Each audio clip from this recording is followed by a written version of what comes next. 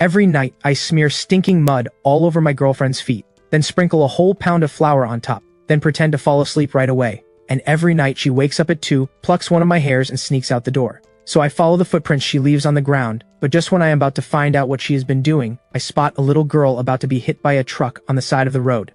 In that split second, I rush over and save her, but I get hit instead, sent flying 30 feet, barely clinging to life. Just as my heart is about to stop beating, an ice-cold mechanical voice explodes inside my head. Ultra-rich system binding complete. 10 billion has been deposited into player Nathan's account. Golden eye skill unlocked. Able to see the true value of all things and read the human heart. Kunlun Grandmaster skill unlocked. Able to fight 100 men. I snap my eyes open, feeling my body surge with a power I have never felt before. I can even see and hear a Maybach speeding toward me from 3 miles away. Less than 2 minutes later, the black Maybach pulls up right in front of me. A pair of long, slender legs wrapped in black stockings steps out. She charges through the crowd like a woman possessed. Candy! Candy, where are you? The little girl I just saved bursts into tears. The woman rushes over and pulls Candy into her arms. After making sure Candy only has a few scrapes, she looks up at me, her eyes filled with deep gratitude. Sir, thank you for saving Candy. I am Serena from the Shen Group. What can I do for you? My family will give everything we have, no matter the cost. Nathan stares at the woman in front of him. Her information flashes across his retina. Age, 25. Status, CEO of the Shen Group. Net worth, over 800 billion. Before today, this would have been Nathan's best shot at turning his life around in this city. Latch onto the Shen family, demand a massive reward. Even now, with 10 billion to his name, Nathan does not even come close to a fraction of the Shen fortune. But Nathan just looks at her quietly and says one word, no. Then he vanishes into the rainy night. Serena watches his silhouette fade, then turns to her assistant. Find him. I want every detail about him in 3 minutes. He saved us. I will not let him just disappear. Back at home, Nathan fixes his gaze on 2 faces on the wall. His golden eye activates its memory recall function. He quickly discovers that the mastermind behind his parents' death was his stepmother, Jade, and his girlfriend Mona had been sneaking out every night to see a rich kid. Good. He will start with his stepmother Jade, then deal with Mona. He is going to make sure Mona and that rich boyfriend of hers cannot even get a job delivering food. They will end up begging on the streets. The next morning, Nathan arrives at the Yi family mansion. The moment Nathan steps inside, he hears crashing and smashing from the main hall, along with Jade's hysterical screams. Stop breaking things, I will handle it soon. I will make that brat Nathan sign the inheritance transfer agreement. Then this mansion is mine, and I will have the money to pay you back. A slap cuts her begging short. Nathan pushes the door open. The living room is a total wreck. Jade, who used to be so high and mighty, now kneels on the floor with her hair a mess, a bright red handprint across her face. Standing in the center of the room is Blade, the underground loan shark king of River City, with 4 thugs gripping steel pipes behind him. Nathan strolls in like he owns the place, walking straight toward the center of the room as if nobody else exists. When Blade sees Nathan ignore him completely, he shouts and reaches out to slap Nathan across the face. Well, well, so this is the useless young master. Nathan whips his head around and locks eyes with Blade. Blade's data flashes in Nathan's mind. Target, Blade, combat power, 65. Peak human level. Weakness, extremely superstitious and suffers from a mysterious condition. Severe chest pain every midnight. Nathan does not move. He just says softly, if your hand touches my face, you will never lift it again. And that chest pain of yours, does it not hit you right at midnight every single night? Blade's hand freezes in midair. Even his own men do not know this secret. How does this kid know? Nathan says nothing. He walks straight to the overturned antique shelf, searching for a purple sandalwood box his mother left behind. When Jade sees Blade hesitate, she scrambles to her feet and shrieks, Blade! He is the first in line to inherit! Force him to sign it over, and this house is yours! Blade's eyes flicker. Faced with tens of millions in debt, a little fear is nothing. His face hardens. Boys, hold this kid down. If he does not sign today, we chop off a finger. The 4 thugs charge at Nathan with steel pipes raised. Nathan stands with his back to them and sighs, why do you have to make me get rough? Before he even finishes, he spins around and throws a single sidekick. Boom!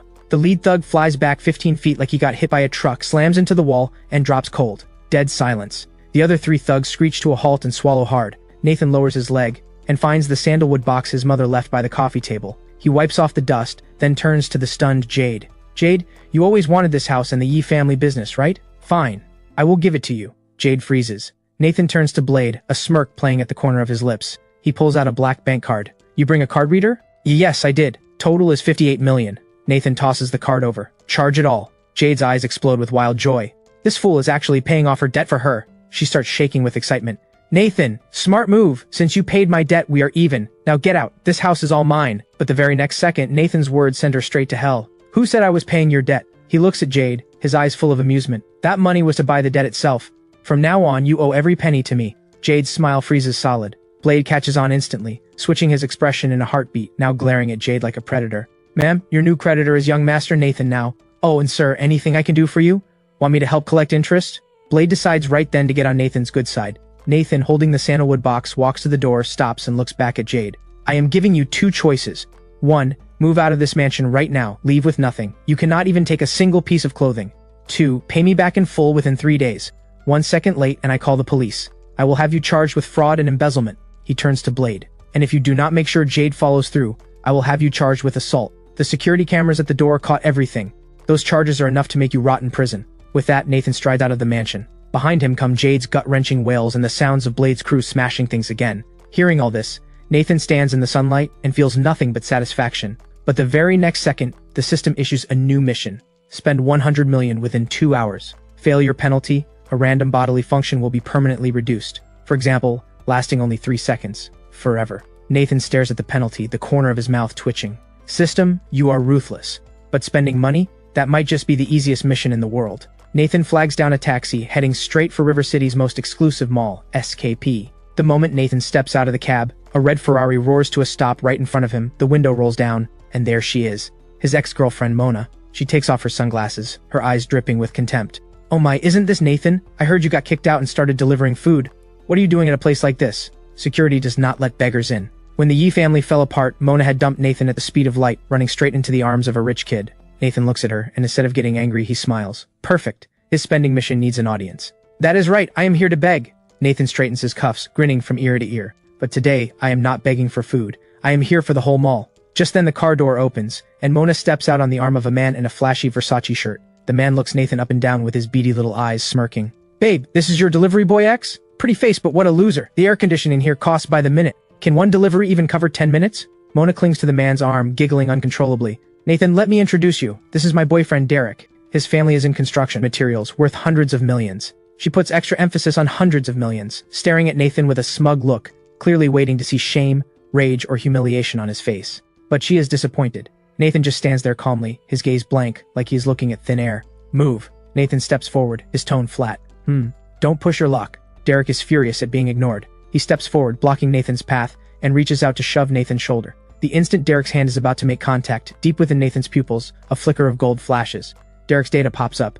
Target Derek. Status, Nouveau Riche Trust Fund Kid, all bark and no bite. Current gear, Versace shirt, authentic. Richard Mille RM011 watch, counterfeit, fitted with a cheap domestic movement. Gucci belt, authentic. Financial status, credit cards maxed out, compounding interest activated. Rented the Ferrari for 1 day to impress Mona. Rental fee still unpaid. Nathan finishes reading and his smirk turns wicked. He leans in close to Derek, lowering his voice, just loud enough for a few passers-by to hear. What a shame. A real Richard Mille has a random carbon fiber pattern on the case. Yours is a little too neat, wouldn't you say? Oh, and the real one has an instant jump date display. It is 1:59 right now. How about we wait and see if yours can click over at 2 o'clock? Derek's face changes instantly. That watch really is a $3,000 replica he bought specifically to fool gold diggers like Mona. But he never imagined that a delivery boy could see right through it. You are full of it. This is a real watch. What do you know? Derek instinctively covers his wrist, barking with zero confidence behind it. Babe, ignore this lunatic.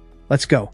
I will buy you a bag at Hermes. He grabs the bewildered Mona and rushes toward the mall, clearly trying to escape. Perfect. I need to pick up a few things too. Let's go together. Nathan follows them at a leisurely pace. This is SKP. If you can afford even a pair of socks in here, I will eat them on the spot. Nathan pushes through the revolving door and enters the cool, air-conditioned grand hall. The first floor of SKP brings together the world's most exclusive luxury brands. The air is thick with expensive perfume. Welcome, welcome. The greeter at the Patek Philippe entrance bows. But when she sees Derek and Mona following close behind, her eyes light up, and her smile grows even wider. Sir, ma'am, welcome. To save face after what just happened, Derek deliberately raises his voice. Bring out the most expensive watch you have. I want to pick one out for my girlfriend. He throws a smug look at Nathan. What? The delivery boy came in to enjoy the free air conditioning? Careful not to touch the glass cases. They would sell you and still not cover the damage. Several sales consultants inside quickly swarm around Derek, while Nathan is left standing alone. Only one person approaches him, a young girl fresh out of school wearing an intern badge. She walks over hesitantly and offers him a glass of water. Sir, hello. Is there anything I can help you with? It is perfectly fine if you are just browsing. Her eyes are clear and kind. She does not look down on Nathan for the way he is dressed. I am not browsing. Nathan takes a sip and says calmly, You hear that? He is not even looking. Told you he is just here for the air conditioning.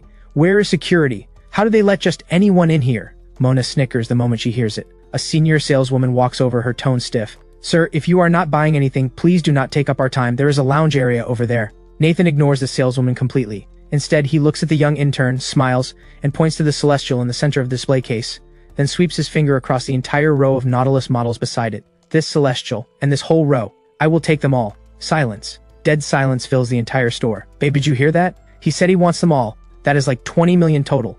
Has this kid lost his mind delivering food? Derek bursts into wild laughter. Sir, please do not joke around. This is Pac Philippe, not a flea market. If you keep talking nonsense, I will call security. The senior saleswoman's face darkens instantly, convinced Nathan is making trouble. Sir, the Celestial 6102P is priced at 2.8 million, and it requires VIP waitlist approval. Even the intern is shaken, stammering as she speaks. Approval? Nathan reaches into the pocket of his cheap jeans and pulls out a black card, setting it gently on the glass counter with a crisp clink. Go run it. Pin is 6/8. If it does not go through, I will eat this entire counter. Nathan's voice is not loud, but it carries an authority nobody can resist. The intern takes the card with trembling hands, looking to the store manager for help. He is a middle-aged man who has seen it all, and he has been watching Nathan this whole time. The moment he sees that black card, his pupils shrink to pinpoints. That is the legendary Baifu Black Gold card. No, wait. This material is even higher grade than the Black Gold. This is the Supreme Dragon card. Only 10 exist in the entire world. Quick, run it. No, wait, bring me the card reader. I will run it myself. Keep pretending. He is using some barbershop loyalty card to fool everyone. Let us see what comes out of this. Derek is still laughing. Transaction approved. The card reader spits out the receipt, and in this moment, it sounds like the judgment of God. The store manager stares at the long string of dizzying zeros on the receipt, nearly dropping to his knees. Most distinguished sir, the transaction of 28.5 million is complete. We will pack these up for you immediately. Shall we deliver them to your residence or... No. The store manager holds the black card with both hands, bowing at a full 90 degrees, his attitude humbled to the dust. Nathan casually slips the 2.8 million Celestial onto his wrist and gives it a shake. The rest? Just bag them up. I want to carry them out. B-bags? The store manager is stunned. Tens of millions worth of watches. In bags. Derek and Mona are completely petrified. How is this possible? Did the Yi family not go bankrupt? Was he not kicked out? He did not even blink when he swiped that card. Derek feels like someone just slapped him hard across the face, stinging and burning. He was just showing off a fake watch worth $1.5 million, and Nathan turns around and drops 20 million on the real thing, packing them up like groceries. Mona's jaw hits the floor. She stares at the dazzling Celestial on Nathan's wrist, regret eating her alive. Nah, Nathan. Mona's voice trembles. She tries to squeeze out a flirtatious smile, shaking off Derek's hand, and moves toward Nathan. So you were testing me all along. I never forgot about you. Derek just kept chasing me. I never loved him. Get lost. Nathan does not even glance at her, dropping just one word. Now. Who said they were going to eat a pair of socks? He turns to the ghost white Derek. Derek stumbles backward into the counter. What do you want? My dad is... I have zero interest in your dad. Nathan turns and walks out, passing the senior saleswoman who looked down on him. He pauses. Sir. This entire sale, give her the full commission. Nathan points at the intern. As for you, I do not want to see you the next time I come in. Understood? I will fire her right now. Shen, hurry up and thank this gentleman. Your commission today is enough to buy an apartment in River City. Walking out of Patek Philippe, Nathan checks the system panel. Amount spent, 28.5 million. Remaining, 71.5 million. Time left, 1 hour and 20 minutes. He walks straight into the Armani flagship store next door. Sir, may I show you around? Every new piece on this floor, give me 3 of each. And those limited edition alligator skin trunks from Gucci next door, bring them over to pack the clothes in. And 100 sets of La Mer full-size collections. Ship them to the delivery station for the boys to use as hand cream. For the next hour, SKP Mall experiences an earthquake like never before. A mysterious big spender in a Uniqlo shirt goes on a rampage through every luxury store. He does not even look at the price. Just one line, charge it, bag it. The mall's general manager personally follows behind with 20 security guards, carrying bags. Derek and Mona trail behind like 2 forgotten clowns, staring in disbelief. Where's he getting all this money? Mona digs her nails into her palms, her eyes burning red. It has to be dirty money. I am going to report him. Attention, valued customers. SKP will be closing half an hour early today. A distinguished guest has reserved the rooftop Sky Garden restaurant and has invited world-renowned pianist Lang Lang for a live performance. The crowd erupts. Nathan stands at the second-floor escalator, a slight smile on his face. This is another spending task the system arranged. That one item alone costs 5 million. He glances at the system panel. Mission complete. Total spent, 100,500,000. Congratulations, player. First splurge achievement unlocked. Rewards issued. Cash rebate times 10 multiplier activated. 1 billion cash deposited. 51% ownership of SKP Mall, River City has been transferred. Charisma plus 10. Physique plus 10. Nathan blinks. SKP is his now? The mall's general manager gets a phone call. Boss, I had no idea you were here. Forgive me for not greeting you sooner. I am Gerald, general manager of SKP. You now own 51% of the company. From this moment on, whatever you say goes. Gerald drops to his knees. That single kneel stuns everyone around them. Derek is so scared he drops to the floor. Nathan looks at Gerald kneeling. Get up. Since I am the boss now, here is my first order. He points toward Derek and Mona nearby. These two are ruining my shopping mood. Throw them out. From now on, every mall under SKP bans these two for life. And that fake watch on his wrist is an eyesore. Take it off for him. Now. 20 guards pounce like wolves. Let go of me. No, Nathan, it is me, Mona. My dad will not let this slide. I am the one you love. Just you wait. Just you wait. My dad will... Derek is still screaming threats. The next second, he is pinned to the ground, the fake watch ripped off his wrist and crushed under a boot. Their screams fade into the distance. Nathan stands at the top of the escalator, looking down over his new empire. His phone rings. Unknown number. Hello? Is this Nathan? I am Serena. I heard you just bought SKP. I am at the coffee shop downstairs right now. Serena, she has been here all along. Great. I am actually hungry, but I do not drink coffee. I want spicy hot pot. Care to join me, Serena? Yes. As long as you will see me, I will eat anything. Nathan hangs up, smiling bright. Looks like the game is about to get interesting. The night sky over River City is like a pool of ink that will not dissolve, burned through with glowing holes by the noise and neon of Hongqing Street in the Old Town. A Rolls-Royce Phantom with the plate number River A 88888, looking like royalty lost in the slums, creeps carefully over the potholed, puddle-filled road and stops in front of Auntie Pang's spicy hot pot shop. The automatic door unfolds, and Serena steps out. Nathan is sitting on a red plastic stool by the roadside. He looks up, snapping apart a pair of disposable chopsticks. What? Too dirty for you, Serena? Stacked beside her are dozens of luxury shopping bags from SKP. Nathan blows the dust off a plastic stool. Sit. The beef balls here are the best in all of River City. Serena takes a deep breath and sits down across from Nathan. You are quite the comedian, Nathan. Serena looks at him. I expected a man worth 10 billion who casually buys out SKP to have higher standards for dining. Money is for making life freer, not for building yourself a cage. Let us order. You said you are treating me. Do not be shy just because it is cheap. Serena looks at the menu. Meatballs, 2 yuan. Seaweed, 1 yuan. Her feelings are complicated. She had investigated Nathan. 24 hours ago, he was still a delivery driver hustling through the rain for a few dollars. And now he sits across from her, with a presence so deep that even a business veteran like her cannot read him. Just get me a bit of everything. Serena puts down the menu. Nathan, let us talk business. About saving candy, and about you buying SKP. Shh. No business talk during a meal. Bad for the stomach. Auntie Pang, 2 big bowls, medium spicy, extra vinegar. Coming right up. Nathan, you brought your girlfriend today. She is so pretty. This girl looks a little thin though. She needs to eat more. This one is on the house. Serena's face turns red all the way to her ears. She waves her hands frantically. No. I am her creditor. Nathan finishes her sentence with a laugh, grabbing the vinegar bottle and drizzling a generous swirl into Serena's bowl. Try it. The soul of this place is in the vinegar. Nathan's playful interruption breaks half of Serena's stiff negotiation posture in an instant. She hesitates but picks up a piece of baby cabbage and puts it in her mouth. Spicy, scalding, tangy. The intense flavors hit her all at once and she cannot help but cough, tears welling up in her eyes. Slow down. Nobody's going to steal your food. Nathan hands her a napkin. Serena takes it and wipes the corner of her mouth, looking a little flustered. In that moment, she lets go of the armor she always wears, showing a spark of real, human warmth. Serena suddenly speaks, her voice a few notes softer. Nathan, thank you. Not just for saving candy, SKP had been blocking our company's advertising contract renewal. If you had not bought SKP, Shen Group's product launch next month would have fallen apart. Nathan chews on a beef ball and activates his golden eye. Strings of red data flash wildly above her head. Target Serena. Status CEO Shen Group. Current condition extreme anxiety, on her last legs. Core Crisis 1, cash flow severed. Sabotaged by rival company Titan Capital. Funding gap 800 million. Core Crisis 2, internal trader. Design director Perry has been bought by Titan Capital, planning to leak the core bid price at tomorrow morning's auction. Core Crisis 3, a performance bet agreement signed with the family elders. If the company fails to turn a profit this quarter, she will be stripped of her title and forced into a marriage with Titan Capital's heir. Countdown to collapse 12 hours. Nathan's chewing slows. Brutal. Absolutely brutal. This is not a female CEO, she is a lamb surrounded by wolves. Nathan sets down his chopsticks, looking at her with a half smile. No offense, but the launch venue is not what you should be worried about right now. From what I know, your company probably cannot even afford SKP's venue rental fee at this point. Serena stares at Nathan. How do you know that? The company's financials are top secret. Even the vice president does not know.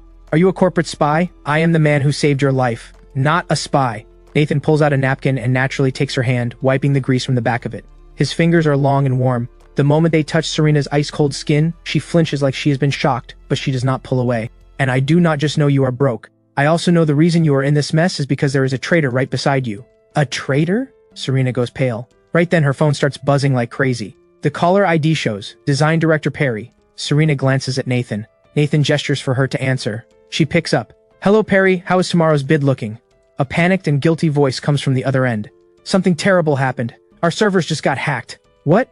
All the design files and data for Project Oasis have been locked and destroyed. The backup drives are dead too. Serena jumps to her feet, knocking over the plastic stool behind her. How is that possible? Our firewall is top tier, and the backup drive is in your safe. How could it break? I do not know either, ma'am. The auction is at 9 tomorrow morning. There is no time to redo everything. Titan Capital seems like they had their proposal ready all along. We are finished. The phone slips from Serena's hand and crashes to the ground. Her whole body goes limp, like someone just ripped out her spine. She tries to sit down but forgets the stool already tipped over. Just as she is about to fall onto the greasy ground, Nathan catches her with one hand and calmly picks up the phone with the other. He speaks into it to Perry, who is still on the line. Nice performance. The Oscars owe you a trophy. The other end goes dead silent. Who is this? Where is Serena? Nathan lets out a cold laugh into the phone. Who I am does not matter. What matters is the cat is out of the bag. You had better pray those 20 million Titan Capital paid you is enough to buy yourself a nice wheelchair. Nathan hangs up, tossing the phone back on the table. Serena leans against Nathan, trembling all over. Her eyes hollow. She is no longer the ice-cold CEO. She is a woman pushed to the absolute edge. It is all over. That was our last shot. Without the designs, tomorrow means breach of contract. I will owe 300 million. The family will destroy me. Why are you panicking? Nathan's voice cuts through the noisy night market, steady and calm, carrying a kind of magic that puts people at ease. He straightens Serena up, places both hands on her shoulders, and forces her to look him in the eyes. The designs are gone, we draw new ones. Money is gone, we make more. As long as you are still breathing, the game is not over. There is no time to redraw them. Serena's eyes are bloodshot, tears about to spill. Less than 10 hours left. Dozens of designers spent 3 months on those. Who says there is no time? Nathan lets go, picks up the shopping bags from the ground, his eyes gleaming like a hunter who just spotted his prey. Let us go. Where? To your company. If Perry says the data is destroyed, I will show him what real skill looks like. Tonight we play a little game of catch the traitor. Half an hour later, downtown River City. Shen Group headquarters. The entire building blazes with light. The design department is in total chaos. Dozens of designers sit in front of dead screens, pulling at their hair, some crying, some cursing. Director Perry stands in the middle, pretending to direct the recovery effort, but his eyes keep flicking to his watch, hiding a barely visible smirk. As long as he can stall through tonight, once Serena goes down tomorrow, he can take his payout and walk into Titan Capital as vice president. Just then, a commotion breaks out at the door. Ma'am is here! Perry instantly puts on a look of absolute devastation and rushes to meet her. Ma'am, thank God you are here. I am so sorry. But the broken, desperate Serena he expected is nowhere to be seen. Instead, Serena strides in with purpose, her eyes still a little red, but her presence sharper than ever. And walking beside her is a young man wearing Armani, but carrying a bag of takeout spicy hot pot containers. Ma'am, who is this? Perry freezes. I am just the delivery guy. Nathan casually drops the bag of spicy hot pot on the conference table, then walks straight toward Perry. Perry feels Nathan's gaze boring into him, and his blood runs cold. Ma'am, at a time like this you are bringing outsiders in to cause more problems? Perry, you are really overacting. Nathan points at the dead screen. You said the server got hacked and all the data was destroyed? Of course! Perry pushes through. The tech team is working on recovery right now. Is that so? Nathan turns and walks to the main terminal, his fingers flying across the keyboard. Player activating God-tier hacking, breaching the router network, tracing data flow, restoring base code. The garbled black screen suddenly erupts with activity. Green code scrolls at a blinding pace. The tech lead next to him is stunned, speechless. What kind of typing speed is that? He is writing a reverse trace program. Less than a minute later, bam! Nathan hits the enter key. The giant dark screen blazes to life, but what appears is not the design files. It is a security camera replay, along with a detailed screenshot of a chat log. On screen, it is Perry, half an hour ago, plugging a USB drive into the main server, and he is texting someone labeled Boss Zhao at Titan Capital. The message reads, done. Data deleted. That stupid woman Serena is finished. Dead silence falls over the entire room. Every single designer's eyes cut toward Perry like knives. Perry turns beet red. This is fabricated! This is a setup! Ma'am, you trust a delivery boy over me? Serena stares at the big screen, her heart sinking. Security. Detain this two-faced traitor. Call the police. Now. The guards, who had been holding back their fury, charge in. You dare arrest me, Serena? Without my design team, tomorrow you are just as dead. Let us see you come back from this. Perry is still laughing hysterically as they drag him away. They caught the traitor. That felt good. But the designs really are gone. The office sinks back into hopeless silence. The tech lead asks weakly, Sir, since you recovered the security footage, can you recover the design files too? They were physically destroyed. No recovery is possible. Nathan shakes his head. Everyone's heart hits rock bottom. However, Nathan switches gears, walks to the head of the conference table, sits down, and pops open a container of spicy hot pot. He says casually, Those garbage designs? Good riddance. Taking that stuff to the auction would have been embarrassing. What did you just say? The assistant director snaps. That was 3 months of our blood and sweat. Nathan ignores the outrage and turns to Serena. Got a stylus? Serena blinks, then instinctively hands over her tablet and stylus pen. What are you going to do? Nathan takes the pen, spinning it in a flashy twirl. Inside his mind, the system store opens again.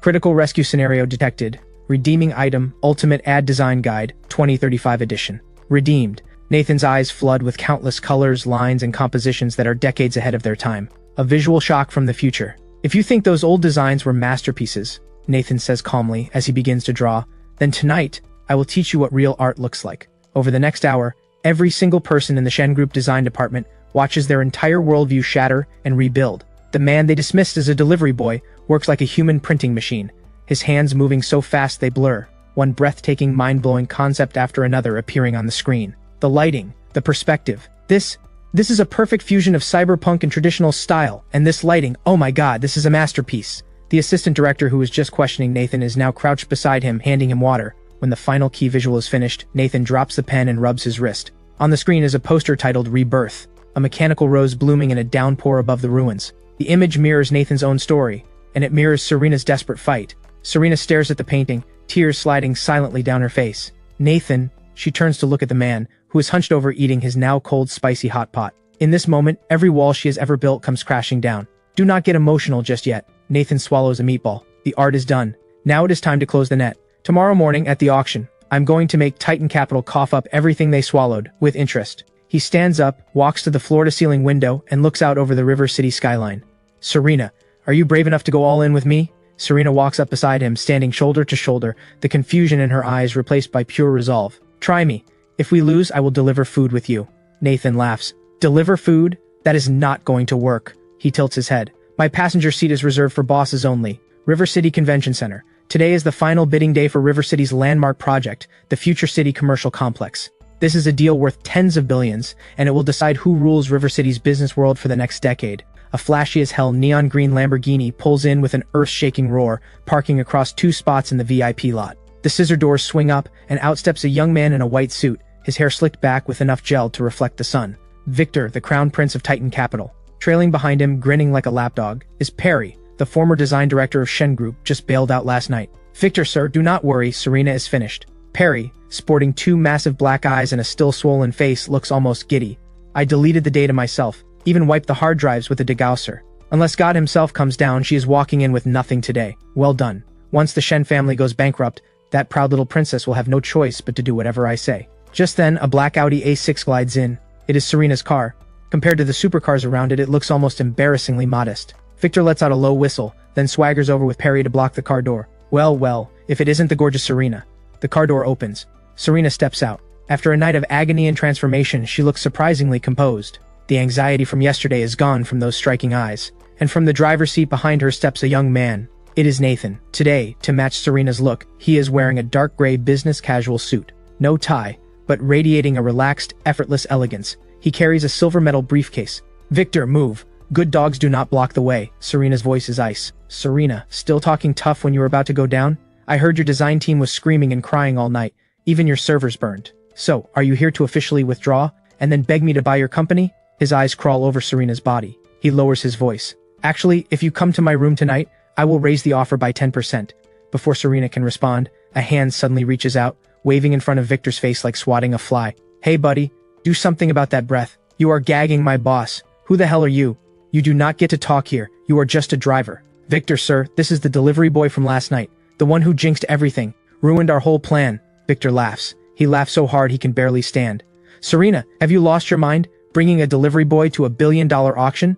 What, are you going to bribe the judges with spicy hot pot? Nathan activates his golden eye. Target Victor. Condition extremely overconfident. Kidney deficiency stage 2.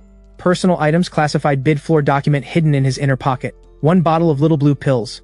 Has bribed the lead judge, Professor Lee. Agreed signal, touching the nose. The transfer records are stored on his encrypted phone. Bribing judges. Interesting. Victor, right? Those pills you took last night, were they expired? You are looking a little pale between the eyes. Today might not be your lucky day. Also, a man like Professor Lee has expensive taste. That little pocket change you slipped him? Careful, you might not be feeding the wolf enough. Victor's smile freezes on his face. His pupils contract sharply. How does this kid know about the pills? More importantly, how does he know about Professor Lee? Before Victor can even react, Nathan is already pulling Serena by the arm, stepping around Victor like a pile of trash, and heading straight for the elevators. Nathan, what did you just say to him? His face went completely white. Nothing much. Just read his fortune. Serena, when we get in there, just focus on your presentation. Leave the rest to me. The bidding hall is thick with tension. 5 judges sit at the front panel. The bald man in the center is the industry authority, Professor Lee. Below, River City's top business elites fill every seat. Media crews and their cameras crowd the back rows. Next, Titan Capital will present their proposal. As the host finishes, Victor takes the stage with Perry. Even though Nathan just shook him up, now that he is in his element, Victor puts his arrogant mask back on. Distinguished judges, honored guests, Titan Capital presents our proposal, City Oasis. We will create a sky garden combining ecology, sustainability, and cutting-edge technology. As the slides advance, the audience erupts in shock. That is our original design. Serena grips the edge of her jacket, her knuckles turning white.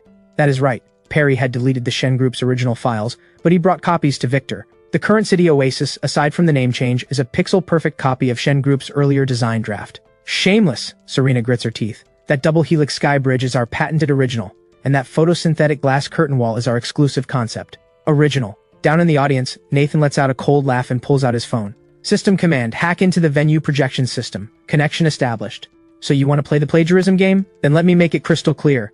This is our team's masterpiece, 6 months in the making, absolutely one of a kind. Right at that moment, the big screen flickers and splits into 2. On the left is the City Oasis presentation.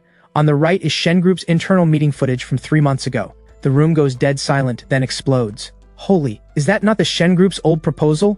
Even the color scheme is identical. They straight up stole it. A company as big as Titan Capital pulling this? Up on stage, Perry looks like a duck being choked, his voice cut short. He stares at the screen in horror, cold sweat soaking through his back instantly. What is going on? Who switched the screen? Shut it off. Shut it off now. What are you doing? I will kill you. I did not touch anything. The computer is out of control. It must have a virus. Before they can scramble to pull the plug, the big screen flashes a line of blood-red text. Epitaph of the thief. Originality is dead. No, it is because all you can do is pick through garbage. Then the screen goes black. Everything returns to normal. Nathan sits in the audience, quietly pocketing his phone, keeping all the credit to himself. He casually unwraps a mint that Serena brought him. Was that some kind of technical glitch? Serena stares at what just happened, every trace of anxiety wiped clean. Nathan crunches the mint. That is called warming up the crowd. Look at Professor Lee. His face is turning green. Sure enough, up on the judges' panel, Professor Lee is squirming in his seat. He had taken the money and was ready to score Titan Capital high. But now, with rock-solid evidence of plagiarism displayed in front of hundreds, if he dares to protect them, his reputation will be in the gutter by tomorrow. Professor Lee reluctantly picks up the microphone. Ahem. Titan Capital's proposal has serious concerns. We will set it aside for now. Next up, Shen Group. Victor slinks off the stage. As he passes Nathan, he hisses. This was you, wasn't it? Just wait. The second you step outside, I will have you lying dead in the street. Is that how you beg for mercy? Better bring extra tissues later. You are going to cry ugly. Serena takes a deep breath and stands. Every eye in the room turns to her. Some filled with sympathy, some eager for a show, and some with doubt. After that plagiarism spectacle, everyone is curious about what Shen Group has up its sleeve. Serena walks onto the stage. No flash drive, no printed materials. She simply stands at the center of the podium. The spotlight falls on her like a queen about to be crowned. Everyone. Serena's voice is cool and steady. You all just saw the so-called City Oasis. That is right, it was a rejected draft from our company. Why was it rejected? Because it was too outdated. The crowd gasps. That proposal, despite being stolen, was easily top tier by industry standards. To save everyone's time, Nathan, my assistant, let us begin. Nathan nods, opens the silver metal briefcase. But instead of pulling out documents, he takes out a fist-sized black crystal. This is a portable holographic projector from the System Store, 2035 edition, priced at $5 million. Nathan places the crystal at the center of the stage. What is that thing? The judges crane their necks. The next second, a beam of deep blue light shoots toward the ceiling, expanding instantly, engulfing the entire convention hall. The bright venue goes dark in an instant. In its place, a massive lifelike virtual city floats in midair. No more static slides, no more flat renderings. Everyone feels like they have been transported through time and space, standing inside a cyberpunk metropolis of the future. Giant neon signs flicker overhead. You can even see the expressions on virtual pedestrians walking the streets. And at the very center of it all, a building shaped like a blooming mechanical lotus slowly rotates. This is Shen Group's new proposal, the Rebirth Lotus. Oh my god, what kind of technology is this? Naked Eye 3D? No, this is full holographic projection! What am I looking at? Is this a Hollywood blockbuster? This design is insane! Compared to this, that City Oasis is a backyard outhouse. The entire hall erupts. Reporters slam their shutters like madmen. Camera flashes turn the room bright as daylight. Serena stands inside the enormous virtual lotus, like a fairy among the petals. She reaches out, gently swipes the virtual interface, and the entire building deconstructs and reassembles in an instant, revealing a breathtaking commercial flow design within. We do not define the future. We create it. There is no suspense. This is a massacre. A strike from another dimension entirely. Professor Lee, who was ready to nitpick just moments ago, now has his jaw hanging open so wide his dentures are about to fall out. In the face of something this extraordinary, if he dares say a single negative word, the electrified crowd will tear him apart. I give it a perfect score. This is a work of art. This is a masterpiece that will define an era. Another judge leaps to his feet, clapping furiously. Applause erupts like thunder, and it does not stop. Below, Victor's face turns to ash. He slumps in his chair. He knows it is over. No matter how much money he has, no matter how powerful his connections, in the face of this kind of total domination, it all becomes a joke. We won. Serena looks out at the frenzied crowd, her eyes glistening. She looks at Nathan, who is casually toying with a $5 million crystal. He winks at her and mouths the words, "You crushed it, boss lady." The auction ends. Shen Group wins the Future City project by a landslide. The moment the news breaks, Shen Group stock, which had crashed to its daily limit, shoots straight back up and locks at the ceiling. Serena, was that new technology developed in-house by your company? Serena, who is the lead designer? Could you introduce us? Serena struggles to push through the crowd, scanning in every direction. She is looking for Nathan, but the man behind it all has vanished. In the alley behind the convention center, Nathan leans against a wall, smoking. Two men kneel before him. One is Perry, his face bruised and swollen. The other is Victor, trembling uncontrollably. Surrounding them are more than a dozen massive men in black suits and sunglasses. Leading them is Blade, the former loan shark who pledged his loyalty just last night, now serving as Nathan's head of security. "Sir, boss, I was wrong. I will never cross you again." Not a shred of arrogance remains in Victor. He stares at the wrist-thick steel pipe in Blade's hand, so scared he wets himself. "Please spare me. I am the only heir. I will give you anything you want." Nathan blows out a ring of smoke and crouches down. "Money? Do you think I need money?" Nathan smiles, pulls out a check, fills in a number and flicks it in Victor's face. "This is 10 million. Consider it compensation for that little delivery boy comment of yours." "Of course you are paying me, not the other way around." Victor freezes. "I am paying you? That is right. I do not need money, but I hate when people owe me."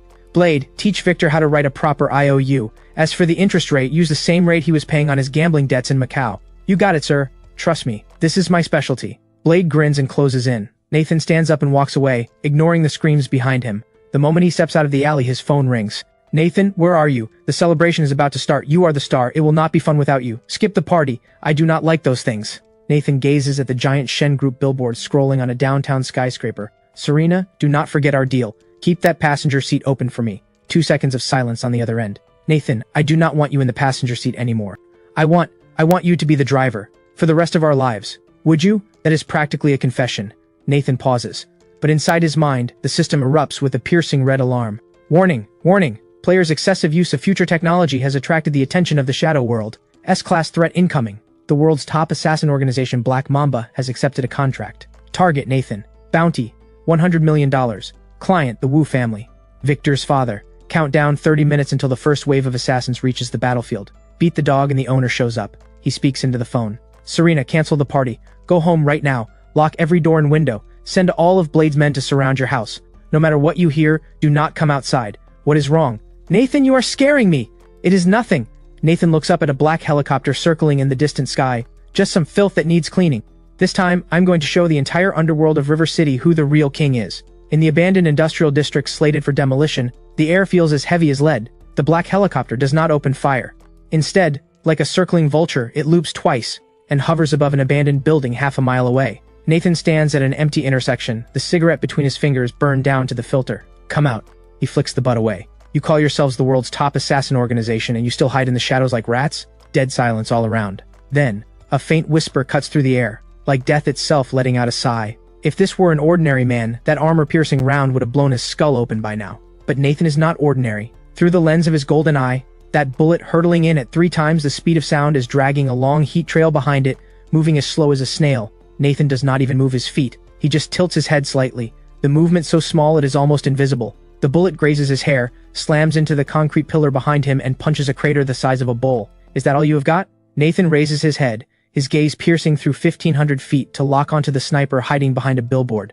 Black Mamba. Nothing special. 1,500 feet away, on the rooftop of the abandoned building, the sniper code-named Viper peers through his night scope. The man is still standing in the exact same spot, and now he is flipping the middle finger straight at them. Cold sweat drenches Viper's combat suit. "Reporting, Captain. Primary target evaded. Repeat, he evaded. That was an M200 sniper rifle at 1,500 feet. How is that even possible?" "Shut up. Bravo team, Charlie team, move in. Close range kill. Do not give him a second to breathe."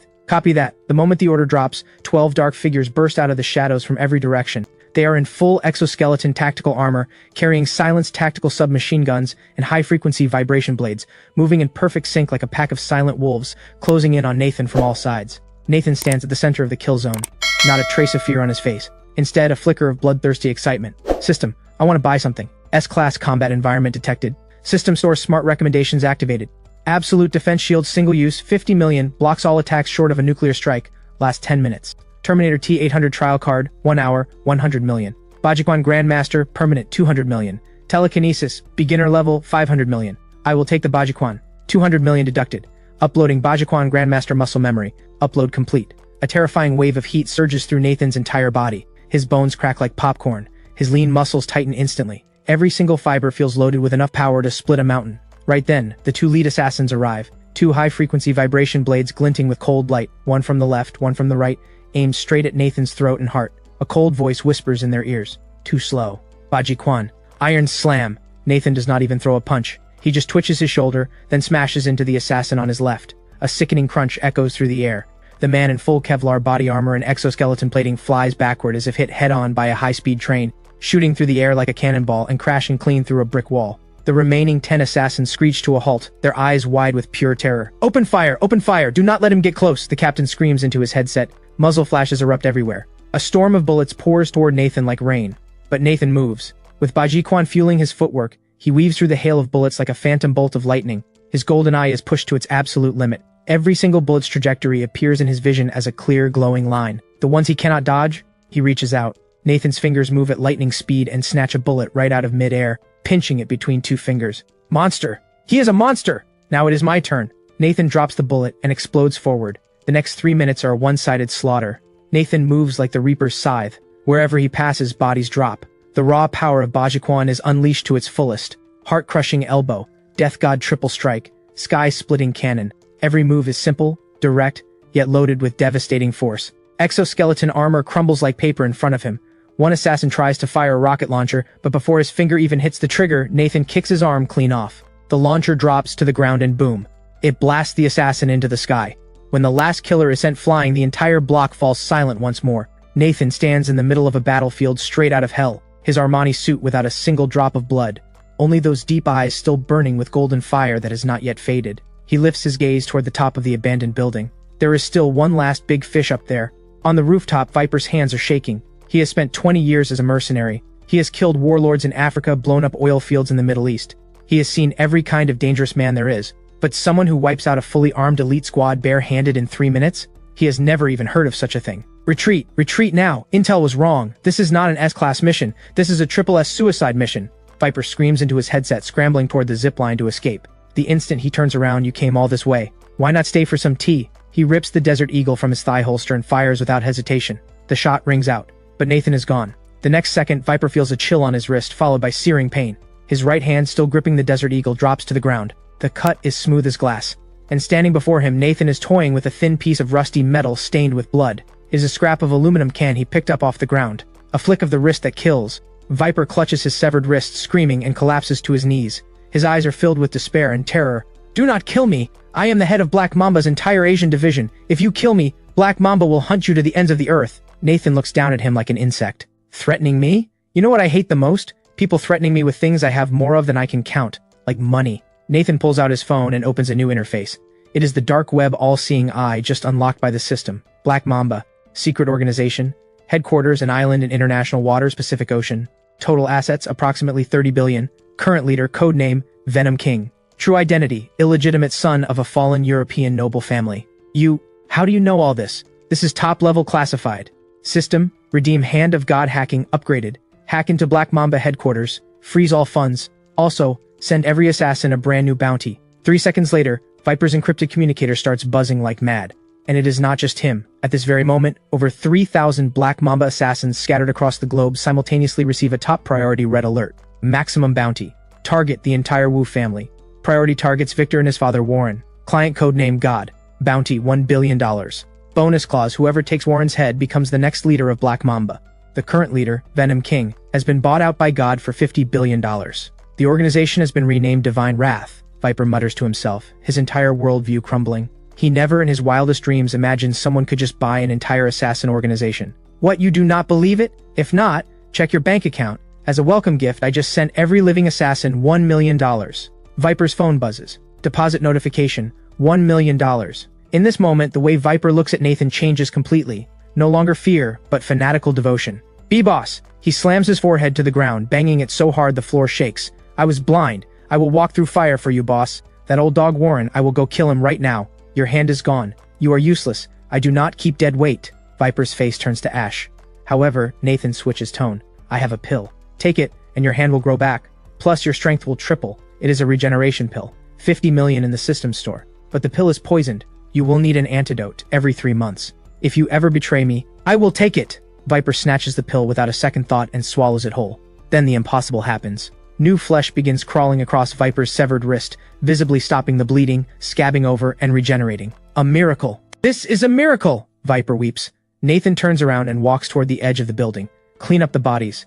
I do not want to see a single news story about a shootout tomorrow. Also, tell everyone. The Wu family? I am going to take my time with them. Do not finish them off all at once. Cut their funding first, then cut their connections. And in the end, I want them on their knees at the front door of Shen Group headquarters, begging to live but not allowed to die. Yes, sir. After tonight, the Wu family will be permanently erased from the underworld. Nathan leaps off the building, dropping 30 stories. Mid-air, he activates the newly redeemed anti-gravity glider, soaring through the dark like a giant black bat and vanishing into the night. Half an hour later, Serena's private mansion. Every light is on. In the living room, Serena is curled up on the couch, hugging a pillow. The TV is on, but she is not watching. Beside her, Candy has fallen asleep, tear tracks still on her cheeks. Nathan, please be safe. Serena presses her hands together in silent prayer. Just then, the front door chimes with a fingerprint unlock. Welcome home. Serena springs off the couch, not even stopping to put on shoes, and runs barefoot to the door. The door opens. Sorry I am late.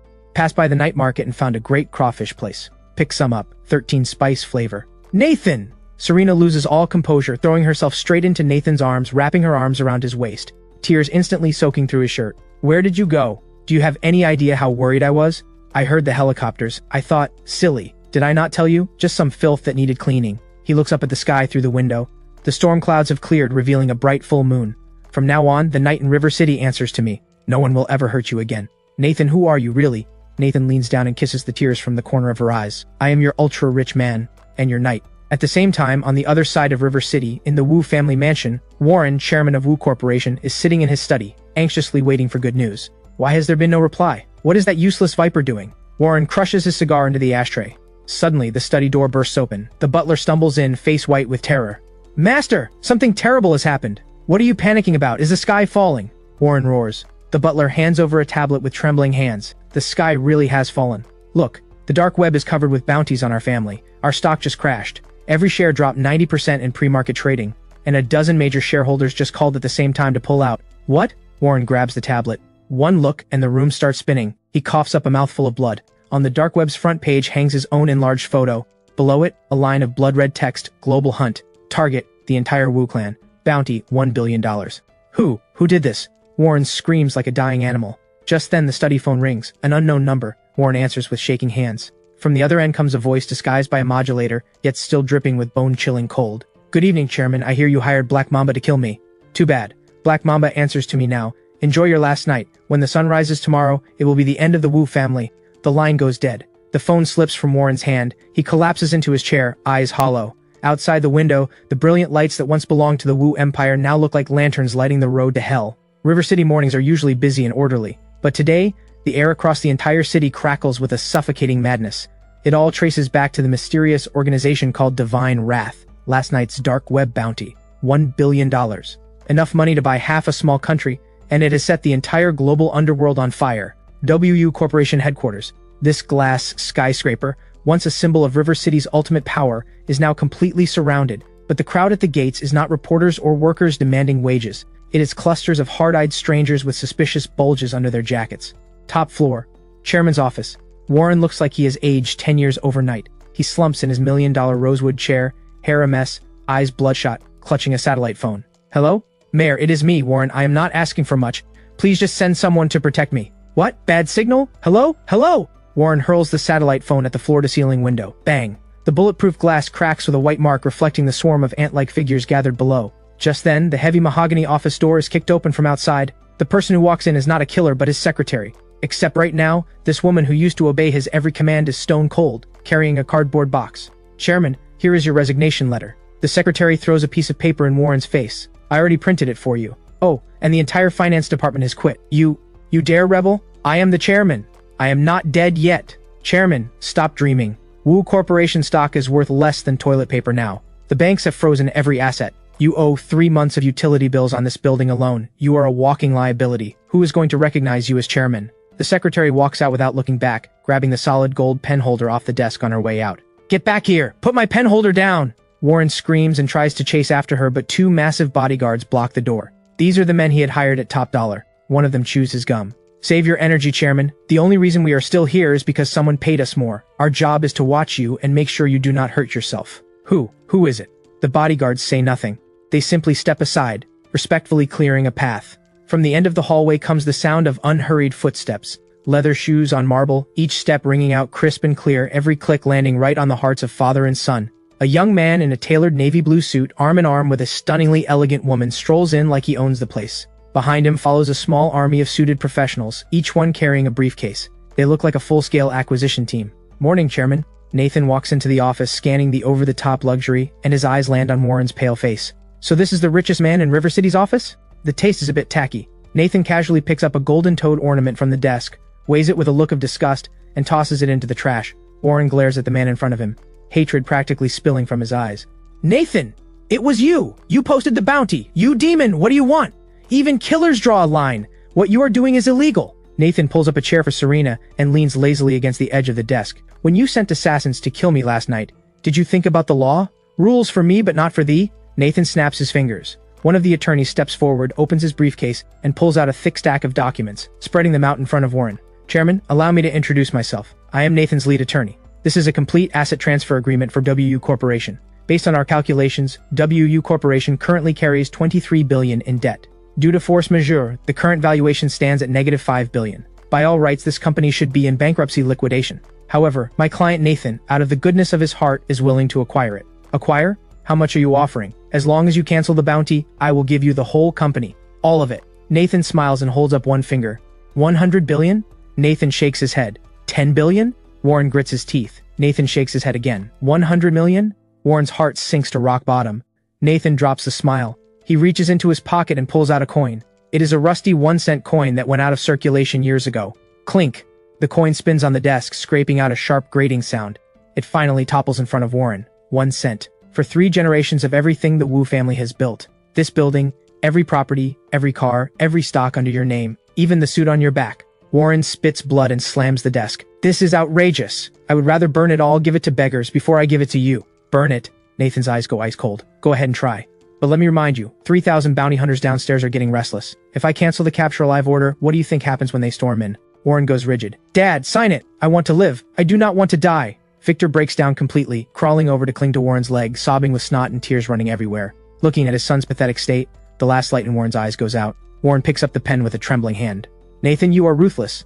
The moment his pen hits paper, he feels his soul drain out. A lifetime's empire, sold for 1 cent to a man he once considered less than an insect. A delivery boy. Serena. Like your gift? Nathan picks up the signed contract and hands it straight to Serena. Serena holds the heavy document. This was the corporate titan that nearly destroyed the Shen family. And now, just like that, it sits in his pocket. Nathan, this is too much. Serena feels like she is dreaming. Hey, we are family. No need to keep score. Besides, I am too lazy to run this junk company. From now on, you are the chairman of Wu Corporation. Actually, no, it is now called Shen Group Subsidiary 1. Nathan pats Warren on the shoulder, like comforting a stray dog with nowhere to go. Alright, wipe that look off your face. To celebrate the acquisition, I have decided to take you both out for a little life experience. Experience what? Warren has a sinking feeling. Shopping. Nathan snaps his fingers. System, activate ultra-rich humiliation shopping mode. Peak satisfaction storyline detected. Mission issued, take the former richest man shopping. Requirements, buy everything the Wu family always wanted but never dared to buy, and force them to carry the bags. 1 hour later. River City's biggest luxury car dealership. The showroom holds the world's finest automobiles. This used to be Victor's favorite place to show off, but he only ever dared look at the entry-level models worth a few million. As for the Bugatti voice of the night in the center of the showroom, priced at 120 million, he never even dared to touch it. But today he is here, as a bag carrier. Victor, in a torn shirt and drenched in sweat, trails behind Nathan. Warren shuffles along behind them, head bowed, like a broken servant. Victor, this car look familiar? Nathan points at the Bugatti, a knowing smirk on his face. I heard you begged your dad for half a year to buy this one, and he still said no. Victor swallows hard, eyes full of longing and envy. Yes. Like it? Yes. Then take a good long look. Nathan walks to the car and taps the hood, because from now on, you will only ever drive it in your dreams. Then Nathan turns to the sales manager. Charge it, full amount, no test drive, just hand me the keys. Yes, sir! The manager's hands are shaking with excitement. Nathan takes the keys, then, under Victor's devastated gaze, casually tosses them to Blade standing behind him. Blade, this car is yours now. Take it to the grocery store from now on. Stop driving that beat-up van. It is embarrassing. The entire showroom turns to stone. A $120 million Bugatti, a grocery car, given to a bodyguard. Blade cradles the keys, tears streaming down his face, and drops to his knees on the spot. Boss! You are my everything! My life belongs to you from now on! Victor's gut is churning worse than ever. His dream car, just tossed to a former street thug like spare change. Hold on, we are not done yet. Nathan keeps walking. That Rolls Royce? Sold. That Ferrari LaFerrari? The color is too flashy. Repaint it black. And those Aston Martins over there? One for each of my company's cleaning ladies. Makes their commute easier. In just 30 minutes, Nathan sweeps through the entire dealership. Total spending $800 million. Warren and Victor trail behind, arms overflowing with luxury car gift bags, car covers and perfume, exhausted like two dying dogs. Every time Nathan swipes his card, their hearts seize. Nathan, please stop buying. We were wrong. Just give us a quick end. Warren finally breaks, collapsing to his knees, wailing. Nathan stops and turns to look at the father and son. A quick end? When you kicked me out of the Yi family and left me delivering food in a thunderstorm, did you give me a quick end? Nathan's eyes turn ice cold. I told you. I would make you beg to live but not be allowed to die. Blade, take these two to the police station.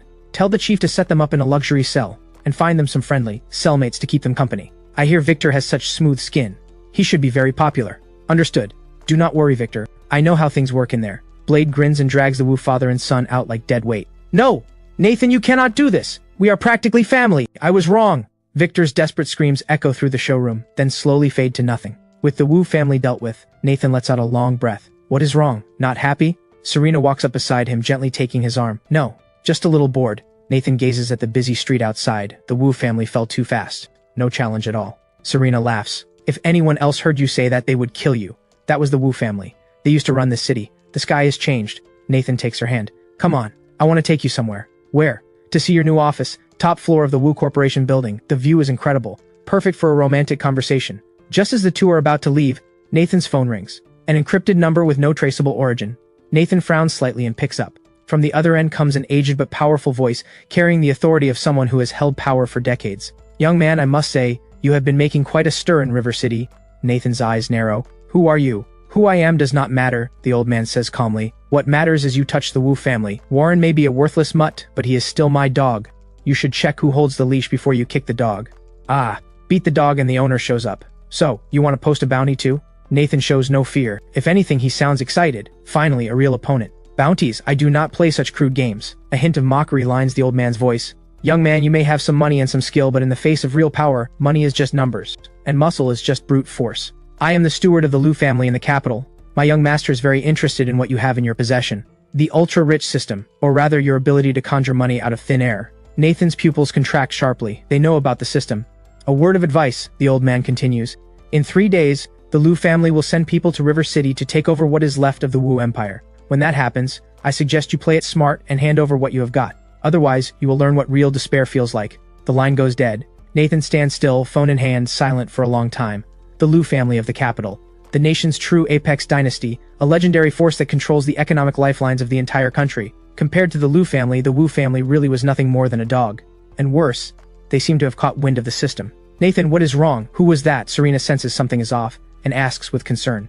Nathan snaps back. The gravity in his eyes vanishes in an instant, replaced by an even fiercer fire for battle.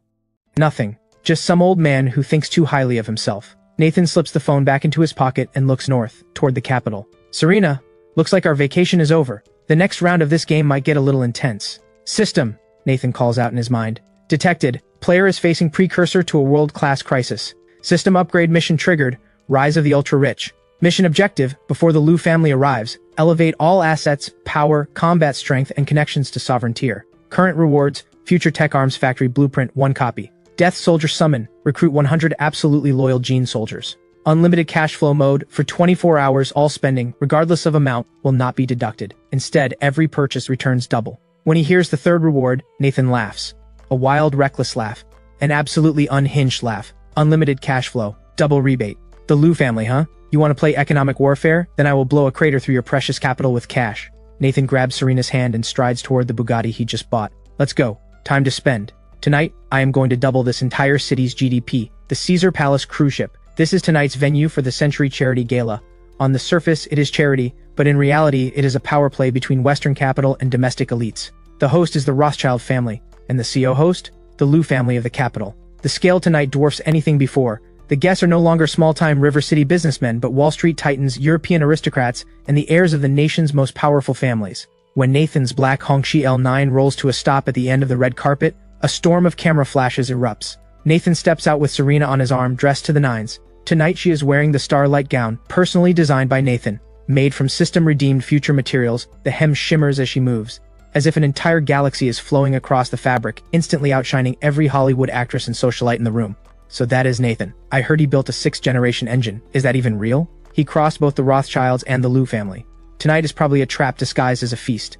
The whispers never stop. Nathan ignores every one of them, leading Serena straight into the ballroom. The hall glitters with gold, but at its very center sits a massive display platform, draped in red cloth, surrounded by armed foreign bodyguards. That is tonight's grand finale. A cold voice comes from the side. A middle-aged man in a traditional silk jacket approaches, rolling 2 iron balls in his hand. Behind him trails Landon, face twisted with hatred, and Henry, who Nathan had just humiliated. This man is the Liu family's second-in-command, Landon's uncle, known as the Smiling Tiger. Lucius. Nathan, I have heard so much about you. Lucius gives a thin smile and a mock bow. I am Lucius. I hear my useless nephew received quite a bit of your hospitality in River City. Hospitality is a strong word, Nathan says flatly. I just fixed his car for him, and taught him some manners along the way. Landon lunges forward, but Lucius holds him back. Young man, a sharp tongue is nice, but some things cannot be protected by words alone. Lucius points at the display platform.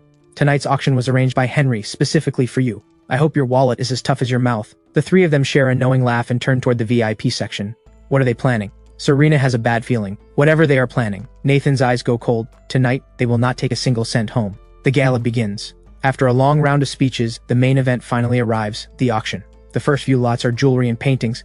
Expensive, but Nathan does not bid on any of them. He is waiting for the grand finale. Finally, Henry takes the stage. His face is lit with the thrill of revenge, his eyes locked on Nathan below. Tonight's final lot is a national treasure of the Empire, lost overseas for a century. He rips off the red cloth. The entire room gasps. Inside the case is a mud-stained yet magnificently imposing bronze dragon head, one of the 12 zodiac fountainheads, the most mysterious of all, its whereabouts unknown until now. This dragon head was obtained by our family as a war trophy during a certain conflict a century ago. Henry deliberately emphasizes the words war trophy. For every citizen of the Empire in the room, it is a raw, naked humiliation.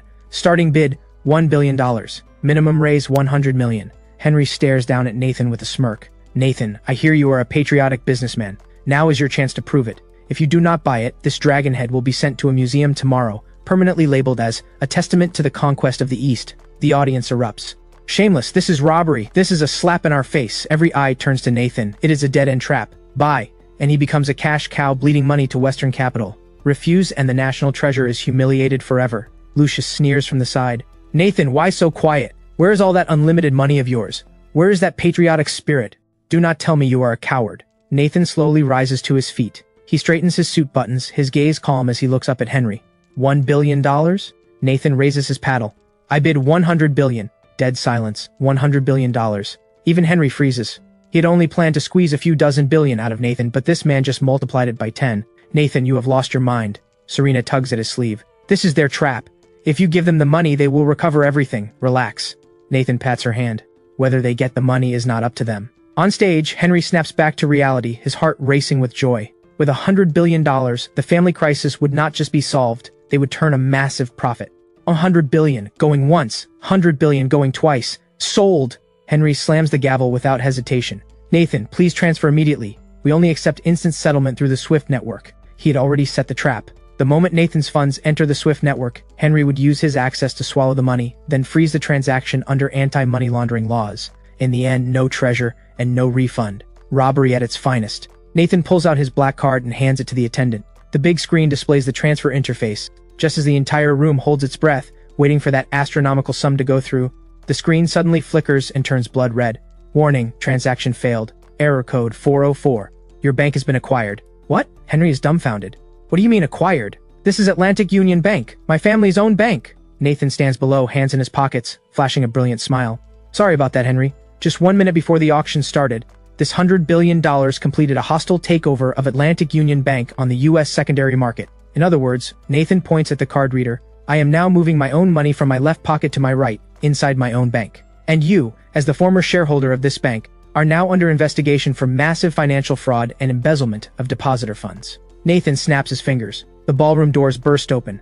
A squad in Interpol uniforms storms in. The lead officer holds up a red notice. Henry Rothschild, you are under arrest for market manipulation, money laundering, and commercial fraud. What? No, this is impossible. Henry watches the officers close in, completely falling apart. I am a Rothschild. I have immunity. Lucius, save me, Lucius. He turns to Lucius. But Lucius is already sitting stone-faced, frozen in his chair, unable to move a muscle, because he can feel several red laser dots locked dead center between his eyes. Shadow Legion snipers.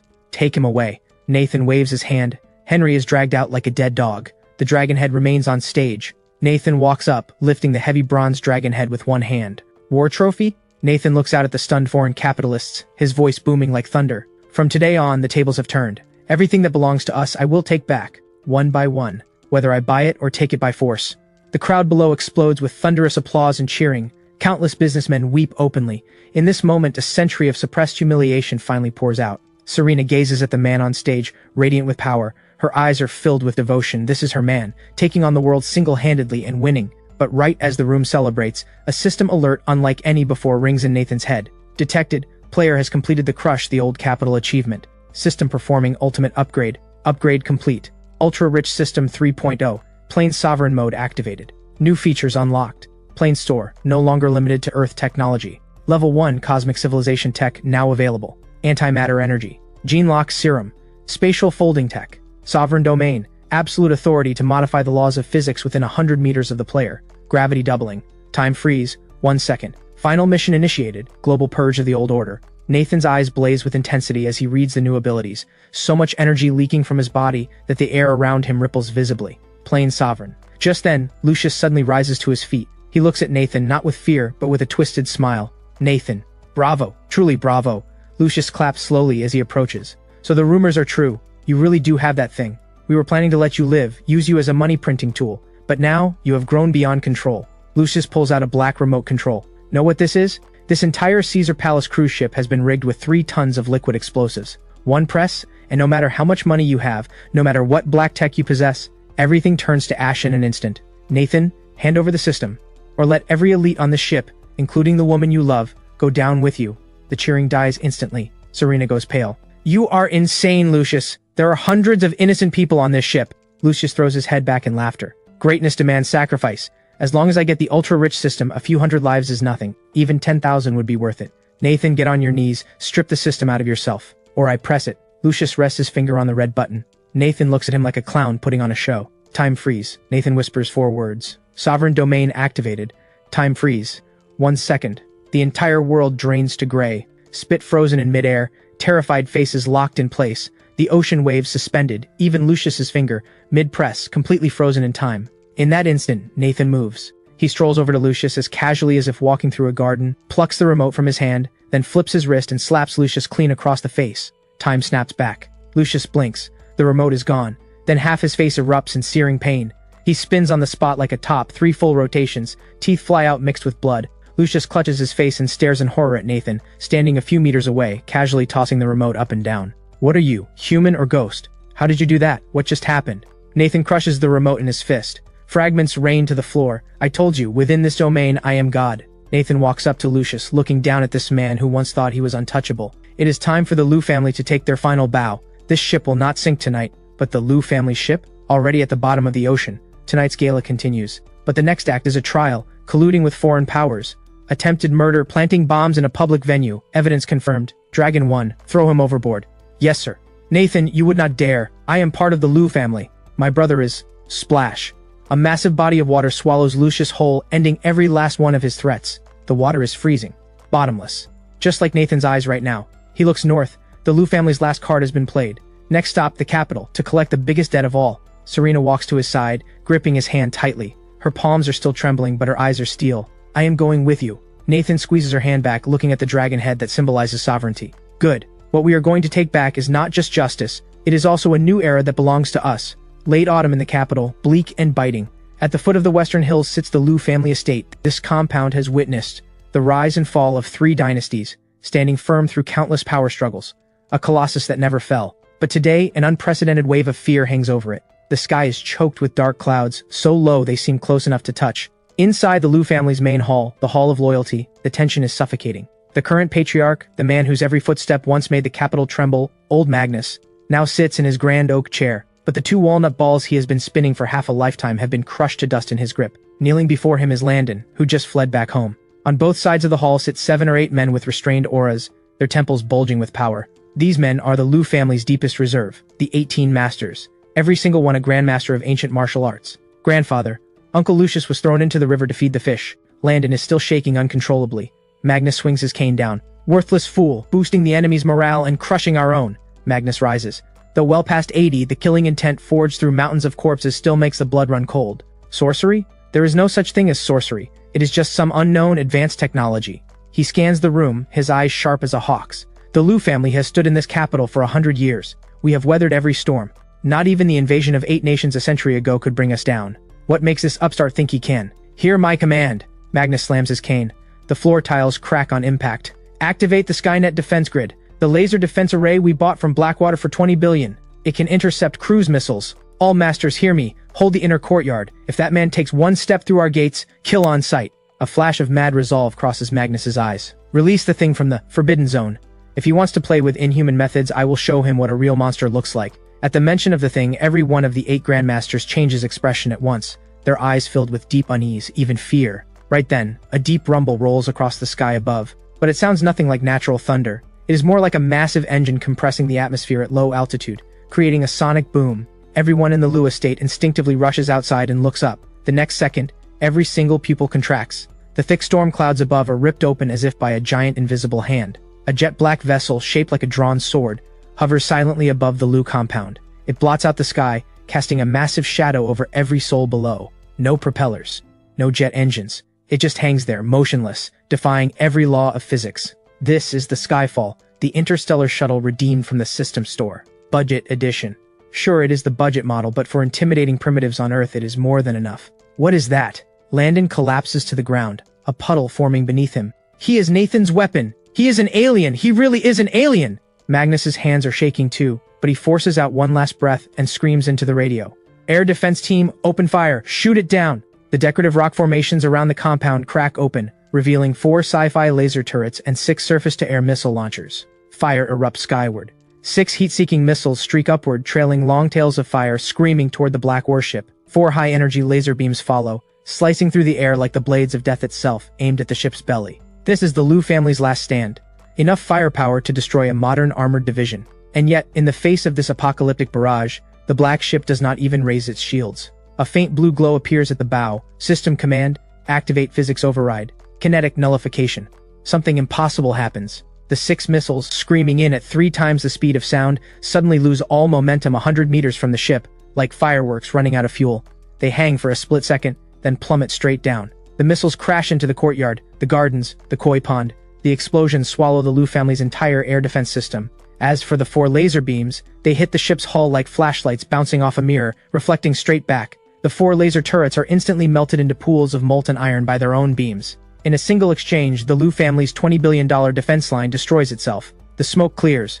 The compound is in ruins. Rubble and groaning bodyguards everywhere. Magnus stands at the entrance to the Hall of Loyalty, his face caked in dust, eyes blank. His precious Skynet gone. Just like that. Then the ship's belly slowly opens a hatch.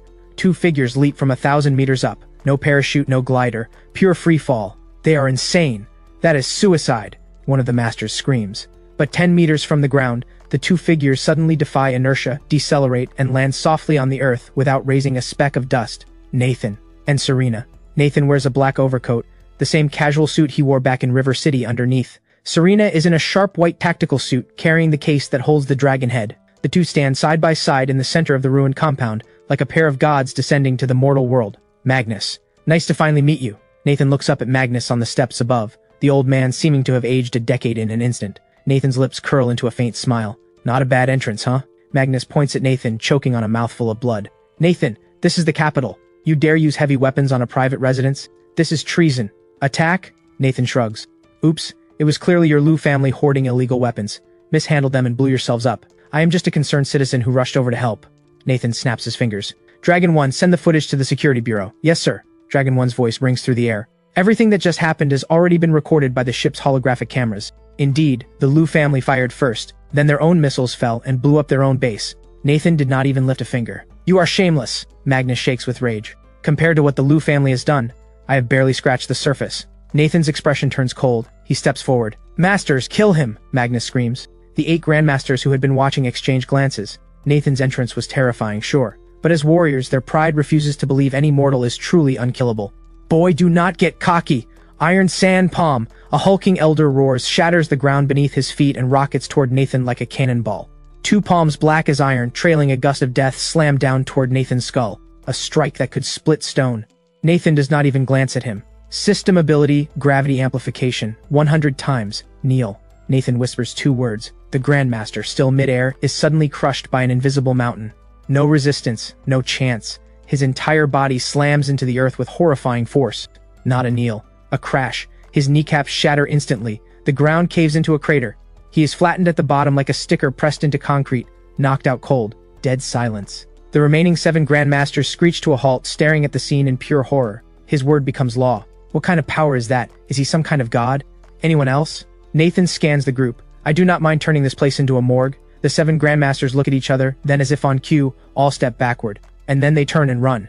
Are you kidding me? That is clearly not something a human can fight. Honor is nice, but I choose living. Useless. All of you. Magnus watches his protectors scatter and nearly has a stroke. By now, Nathan has reached the bottom of the steps to the Hall of Loyalty. He does not go in. Instead, he waves Serena forward. Serena, give it to him. Serena steps forward, sets the case on the ground, and opens it. The majestic bronze dragon head lies inside, its gaze seemingly judging this rotten dynasty. Magnus. Nathan's voice is cold as ice. This artifact was supposed to be your Liu family's tool, used alongside foreigners to humiliate our people. I have brought it back. I am leaving it here, but not as a gift. I want to teach you a lesson.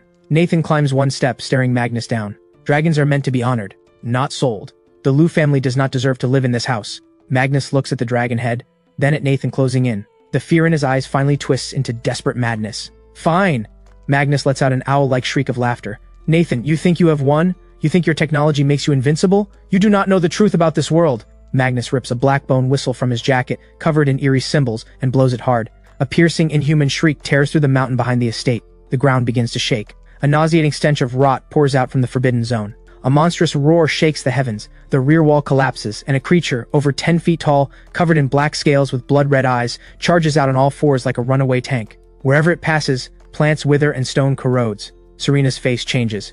A bioweapon. Ha ha ha. Take a good look, Nathan, Magnus cackles. This is the Order's ultimate weapon, the Tyrant. Fused from ancient biological genes in a T-virus mutant strain, it feels no pain, its strength is limitless, and its body is laced with deadly venom. The Tyrant roars, locking onto Nathan, and lunges, its claws, strong enough to shred a tank, aimed straight at Nathan's face. Facing this bioweapon, Nathan's expression finally shifts. It is disgust. This is your trump card? Nathan shakes his head. Too ugly. The instant the Tyrant's claws are about to touch Nathan's nose, Nathan's right hand shoots up. No blinding flash, no dramatic glow. A blade simply appears in his hand, not a lightsaber. It is a high-frequency particle blade, basically a kitchen knife, a soft hiss, and Nathan's arm traces a graceful arc. Time seems to freeze in that instant. The Tyrant's massive body sails over Nathan's head and crashes to the ground behind him. No explosion, no gore, just a hair-thin red line appearing across the creature's waist. 1 second later, the so-called bulletproof, invincible ultimate weapon's upper half slowly slides off. The cut is smooth as glass. Even the cross-section of its internal organs is clearly visible, instantly cauterized by the extreme heat. Not a single drop of blood. An instant kill. A true instant kill. Magnus's mad laughter chokes off mid-breath. His mouth hangs open wide enough to fit a fist. He stares at the 2 twitching halves on the ground, his entire reality shattering. That was a billion-dollar monster built by the Order. A creature that could take a direct rocket hit, sliced like a block of tofu. Nathan retracts the blade, dusts off his hands as if he just finished a chore, and walks over to the completely collapsed Magnus. He kicks away the dragon-headed cane, the symbol of the Patriarch's power. Got anything else? Nathan leans down, looking into Magnus's clouded, terror-filled eyes. If not, then it is time to settle the score. Years ago, the Liu family joined forces with the Wu family to destroy my father. You drove him to death, swallowed the Yi family's empire. How do we settle that? Just now you fired missiles at me. Tried to kill me and bury the evidence. How do we settle that? Magnus trembles, his lips quivering. I will pay. Every penny the Liu family has is yours. Hundreds of billions, all yours. Just spare my life. Money? Nathan laughs. Old man, you seem to have forgotten. Money is the one thing I will never run out of. Nathan stands tall and looks to the sky. The skyfall hovering overhead suddenly projects a massive holographic screen downward. On it, document after document of meticulously detailed evidence. The Liu family selling state secrets, financial records of stolen assets, recordings of assassinations of business rivals, even footage of Magnus ordering the illegal weapons fired just minutes ago. At the same time, every outdoor screen, phone, and computer across the capital is force hijacked, broadcasting all of it live. The city erupts. The entire nation shakes. No. Stop. Magnus stares at the screen, completely broken. This will destroy the Liu family's name forever, branded for eternity. Worse than death itself. Destroy the body, but annihilate the name. Nathan says it casually. Magnus, I am going to make you watch your precious 100-year legacy crumble under the weight of the people's contempt. Just then, from the distance comes the wail of sirens. This time it is not the Liu family's protectors. It is ordered from the very top. Fully armed special forces and a military tribunal enforcement squad. Magnus, you are charged with treason and crimes against humanity. You are hereby placed under arrest. Cold handcuffs click around Magnus's wrists. This titan who ruled for half a century finally bows his proud head. As he is loaded into the armored transport, he turns for one last look. Nathan is sitting in Magnus's grand oak chair, the throne of supreme power, Serena in his arms, the dragon head in his hand, raising a toast in his direction. The posture of a victor, the coronation of a new king. The Liu family has fallen. Fallen completely. With every core member of the Liu family arrested and their protectors purged, the entire power structure of the capital is reshuffled overnight, and Nathan becomes the one name nobody dares to speak. Late at night, with the Liu estate serving as Nathan's temporary base, Nathan stands at the cliff's edge behind the mountain, overlooking the glittering capital below. Serena drapes a coat over his shoulders. What are you thinking about? Your revenge is complete. Are you not happy? Nathan shakes his head, taking her hand. The Liu family is down, but it is not over. That monster, the tyrant, was the Order's handiwork. And this. Nathan pulls out the black-bone whistle he recovered from Magnus, his eyes grave. This whistle is not made from anything on Earth. It is carved from the bone of some kind of higher dimensional organism. It contains an energy signature even the system cannot fully analyze. The system just warned me. Earth's coordinates may have been exposed. Serena gasps. Exposed to whom? Nathan looks up at the vast sea of stars. The real predators. Right then, the system in Nathan's mind erupts with an alarm more urgent than any before. Warning, warning, plane barrier breach detected. Abyss energy intrusion confirmed. Coordinates, center of the Pacific Ocean. Objective, seize the plane's sovereign core. Golden data streams go haywire in Nathan's pupils. He takes a deep breath and crushes the bone whistle in his fist. No time to rest. Serena, tell Dragon 1, Shadow Legion, full mobilization. And power up the Skyfall's entire weapons array. We are going to the Pacific. Some guests have traveled a very long way. I should go give them a proper welcome. The center of the Pacific Ocean, Point Nemo. The most remote stretch of ocean on Earth, known as the spacecraft graveyard. But today, this so-called Sea of Death is boiling like the fires of hell. 60,000 feet above, the pitch-black Skyfall hovers within the cloud layer, running optical stealth mode. Inside the cockpit, Nathan stands before the holographic display, looking down at the ocean below. Beside him, Serena wears a fitted nano-combat suit. Even after witnessing all of Nathan's miracles, the data on the holographic screen right now still makes her scalp tingle. What is that? Is that an entire city? Serena points at the dense cluster of heat signatures. The screen shows that 3,000 meters beneath Point Nemo, a colossal pyramid-shaped structure glowing with an eerie green light towers over the ocean floor. Its scale exceeds River City. Countless submarines and underwater mechs swarm around it like worker ants. This is the true headquarters of the Order, the shadowy Western organization, the Atlantis Fortress. They buried themselves deep. Nathan studies the massive pyramid, his eyes gleaming. System analysis shows the base's energy core is performing some kind of high-dimensional spatial resonance. They are summoning something. Summoning what? The tyrant was just the guard dog. What they are summoning this time is the dog's master. Just then, Dragon 1's voice comes through the neural link. Boss, they have spotted us. Sea surface defenses are going hot. Before he finishes, the once calm ocean surface erupts violently. The water splits open. 12 massive metal pillars, each over 30 feet wide, shoot up from the sea and pierce the sky. Blinding beams of high-energy particle light weave together into an impenetrable net of death, instantly locking onto the Skyfall hidden in the clouds. Warning. High-energy strike detected. Energy equivalent. Nuclear class. The ship's ice creams. Finally showing yourselves? Nathan's lips curl into a fierce grin. If they want to play Star Wars, I will show them what a real strike from another dimension looks like. System. Redeem planetary orbital cannon. Eye of God. One-time trial. Funds deducted. Celestial-grade weapon in position. Nathan raises his hand, pressing down gently toward the ocean below. God said, "Let there be light." 20,000 miles away in orbit, a massive tungsten kinetic weapon platform, disguised as a weather satellite, shifts its orientation. A 20-foot-long, multi-ton high-density tungsten rod launches from its electromagnetic rail at 20 times the speed of sound, hurtling toward Earth. The atmosphere rips apart. Friction superheats the rod into a falling sun. Seconds later, on the Pacific surface, the 12 pillars still spewing death beams, along with 10 kilometers of ocean in every direction, are vaporized in an instant by a pillar of annihilation falling from the heavens. A delayed shockwave shatters eardrums hundreds of miles away. A 300-foot tsunami erupts outward in all directions, and that deep-sea Atlantis fortress's energy shield flickers violently under the blow, like a candle in a hurricane, on the verge of going out. Inside the fortress, the core council chamber. This hall is enormous. Its walls are carved with unspeakable ancient god totems. 12 figures in crimson robes and golden masks sit around a circular table. They are the Order's supreme authority, the 12 of Truth. Right now, these puppet masters who normally pull the strings of global finance, wars, and plagues are watching the ceiling crumble above them, gripped by a panic they have never known. The Rod of God. That is the Rod of God, one elder shrieks. That is a weapon that only exists in theory. How can Nathan possibly have it? Is he an observer from a higher civilization? We must accelerate the ritual, the Grand Elder at the head seat rasps. Beneath his mask, half his face is rotting, black tentacles squirming across it. Only by summoning the Abyss Lord can we survive. Even if it means sacrificing the entire planet, we must preserve our immortality. Begin the sacrifice. All 12 elders slash their wrists at once, dripping blood into a black vortex at the center of the table. As the blood pours in, the vortex spins faster and faster. A wave of sickening evil energy erupts, punching straight through the fortress walls and rocketing to the surface. Above the ocean, Nathan wrinkles his nose. Disgusting. He can feel it. Deep below, something supremely evil is waking up, and that energy does not belong to Earth. It carries a hunger that devours everything. Serena, stay on the ship. Activate all shields. Nathan turns to Serena. The next fight might get ugly. You are going down there? Serena grabs his hand. It is too dangerous. That is 10,000 feet underwater. Nathan gently kisses her forehead. Relax. I have deep sea armor. He walks to the hatch and leaps. System, activate Poseidon battle armor. Equipment deployed. Mid-fall, countless streams of blue nanometal envelop Nathan's body, transforming into a sleek, deep blue suit of armor. The trident materializes in his hand. Ion thrusters on his back ignite with a pale blue glow. Nathan plunges into the boiling sea like a torpedo. The instant he hits the water, the ocean parts around him as if bowing to a king. Nathan accelerates through the deep faster than a supersonic torpedo. The massive pyramid fortress comes into sharp focus ahead, and swarming around it tens of thousands of bioweapons. Guild tyrants, half-mechanized megalodons, even humanoid octopus creatures, all rushing toward him like a swarm. Trash. Nathan swings the trident. Sovereign domain. Absolute zero. Centered on Nathan, the ocean freezes solid for 1,000 meters in every direction. Countless charging creatures are locked in place before they can even open their jaws, frozen into lifelike ice sculptures. Nathan does not slow down.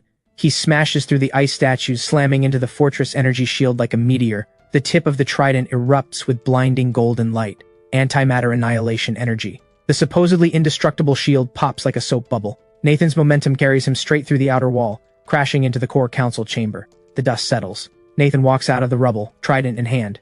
The 12 elders, mid-ritual, are thrown to the ground by the massive shockwave, every one of them covered in dust and debris. Please continue. Nathan stamps down on the Grand Elder's golden mask, shattering it and revealing the grotesque, inhuman face beneath. Why did you stop chanting? Forget the words. The Grand Elder stares at Nathan in terror. Black tentacles burst from his body, lashing out. Nathan strikes once, casually driving the trident through the Grand Elder and pinning him to the floor. Golden energy surges down the shaft. The tentacles shriek and crumble to ash. Do not rush to die. Nathan eyes the remaining 11 elders. Tell me, what exactly is the Abyss? And why did you let the wolf through the door? Too late. It is already too late. One elder bursts into hysterical laughter, pointing at the black vortex at the center of the table. The gate is open. My lord has cast his gaze upon this place. You will all die. You will all become fuel for the Lord. Before the words leave his mouth, the black vortex violently expands, swallowing the entire table, then erupting into a towering pillar of black light that punches through the fortress ceiling and shoots into the sky. A soul-deep tremor sweeps over everyone. Nathan snaps his head upward. Inside the black pillar, a colossal hand covered in scales and eyes slowly pushes through. The hand is beyond massive. A single finger stretches over 300 feet. Then comes an enormous skull, a face beyond description, covered in mouths, green acid dripping from every one. System warning boxes flood Nathan's entire field of vision in red. Level 3 civilization. Nathan takes a deep breath. Now things are getting interesting. The creature has not fully emerged, only its upper half is through, and it already fills the entire undersea cavern. Its countless compound eyes lock onto Nathan, emitting a sound that acts directly on brainwaves. System, holder, found. The voice feels like a billion insects crawling through the mind, enough to shatter anyone's sanity. Looking for me? Nathan raises an eyebrow. What, you want to inherit my credit card debt? Surrender? The origin seed? Or annihilation? The creature roars. Its titanic hand reaches for Nathan. This single grab carries the power to lock space itself. There is no dodging it. Nathan feels the space around him solidify. His body cannot move at all. So this is level 3 civilization power. It operates on the level of fundamental laws. Nathan, watch out! Serena's panicked scream burst through the communicator. Do not panic. Nathan closes his eyes, takes a deep breath. System, I want to buy a cheat code. Go ahead, player. I want to buy ownership of this entire plane. The system goes silent for 1 second, seemingly stunned by Nathan's audacity. Response, purchasing full ownership of the Earth plane requires 1 quadrillion ultra-rich points. Player's current balance, insufficient. Who said anything about buying Earth? Nathan's eyes snap open. The gold in his eyes shifts to a swirling, chaotic gray. What I want to buy is plot armor. For this exact second, player intent detected. Unlocking special item, child of the plane, absolute contract. Duration, 10 seconds. Price, total liquidation of all remaining assets. Confirm, every last asset wiped to zero. Hundreds of billions, trillions. Nathan does not hesitate for a single heartbeat. Do it. Money can be earned back. If I die, or if this planet blows up, the game is really over. Transaction complete. Player balance, 0. Child of the plane mode activated. For the next 10 seconds, you are the father of this universe. An indescribable absolute power floods into Nathan. The frozen space around him shatters like glass. Nathan moves. He does not dodge the colossal hand. He charges straight into it. The trident vanishes from his hand. In its place appears what looks like an ordinary frying pan. That is right. This is the system's bonus lucky artifact. Take this! Nathan roars, and slams the frying pan down onto the Abyss Lord's finger. A crisp, satisfying clang of metal on metal rings out. The impossible happens. The Abyss Lord, a creature with planet-killing power, a so-called level 3 civilization being, just got its finger broken by a frying pan. The monster lets out a roar of confusion and agony. It does not understand. This does not make sense. Not done yet. Nathan flickers, appearing instantly in front of the monster's massive eyeball. This one is for every civilization you hunted. A giant compound eye explodes. Green fluid sprays everywhere. This one is because you are too ugly. You scared my Serena. Another eye bursts. And this one is for making me flat broke. Nathan is like a glitched out highlight reel on fast forward. The frying pan in his hand blurring into countless after images, delivering thousands of strikes to that enormous face in just a few seconds. Every single hit triggers a guaranteed critical hit, guaranteed stun, and guaranteed armor break. The Abyss Lord is completely dazed. It even feels something it has not felt in ages, fear. This human is wrong.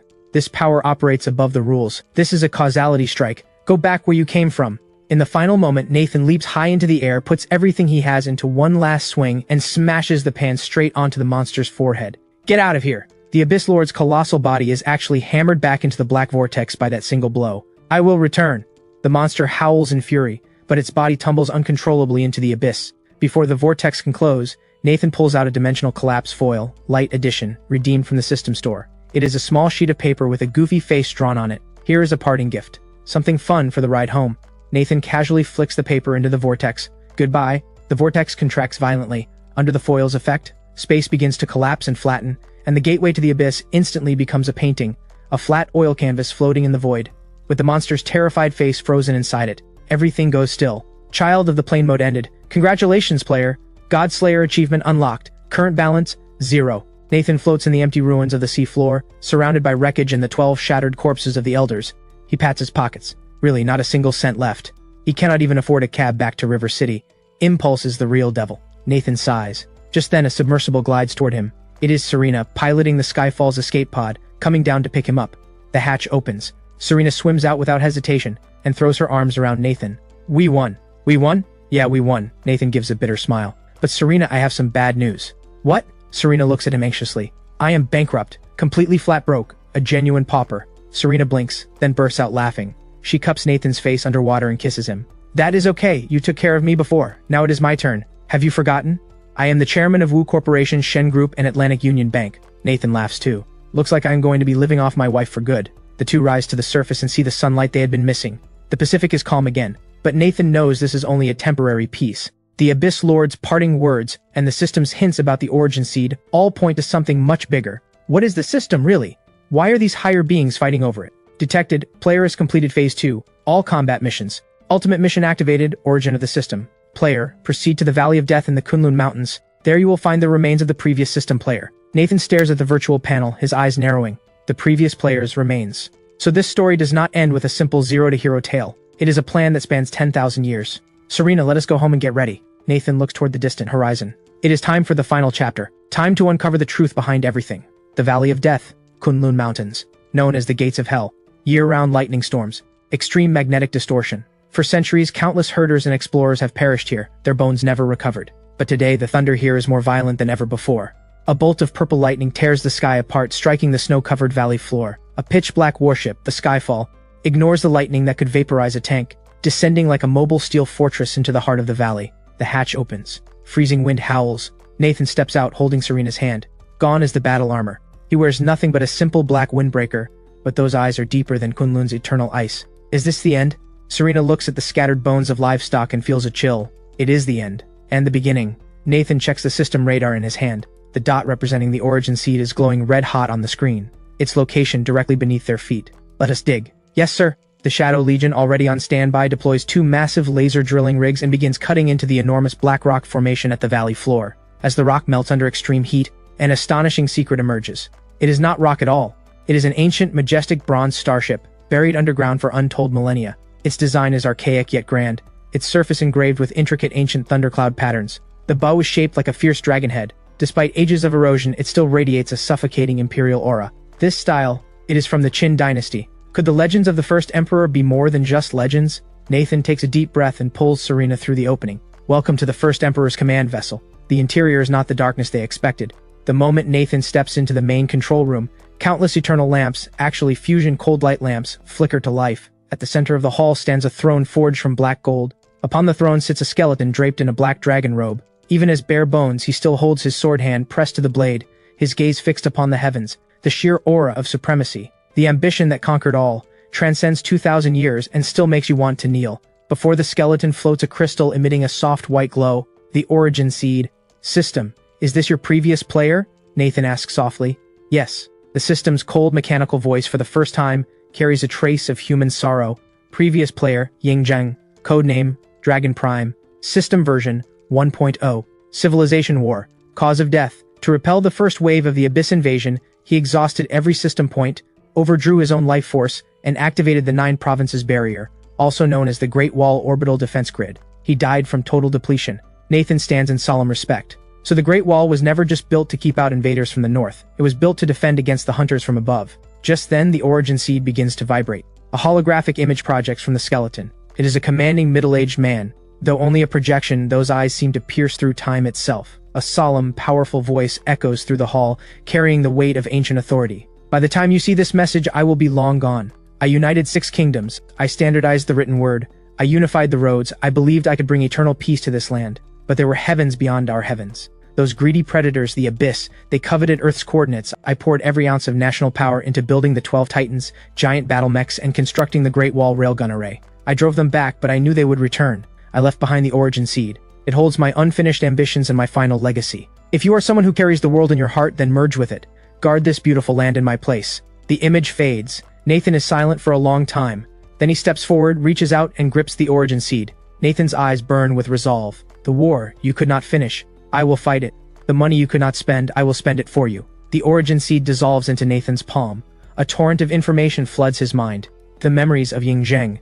The blueprints of ancient technology. The entire defense grid of planet Earth. Origin seed fusion complete. Ultra-rich system final form activated. Earth administrator mode. Congratulations, player. You have inherited the first Emperor's legacy account.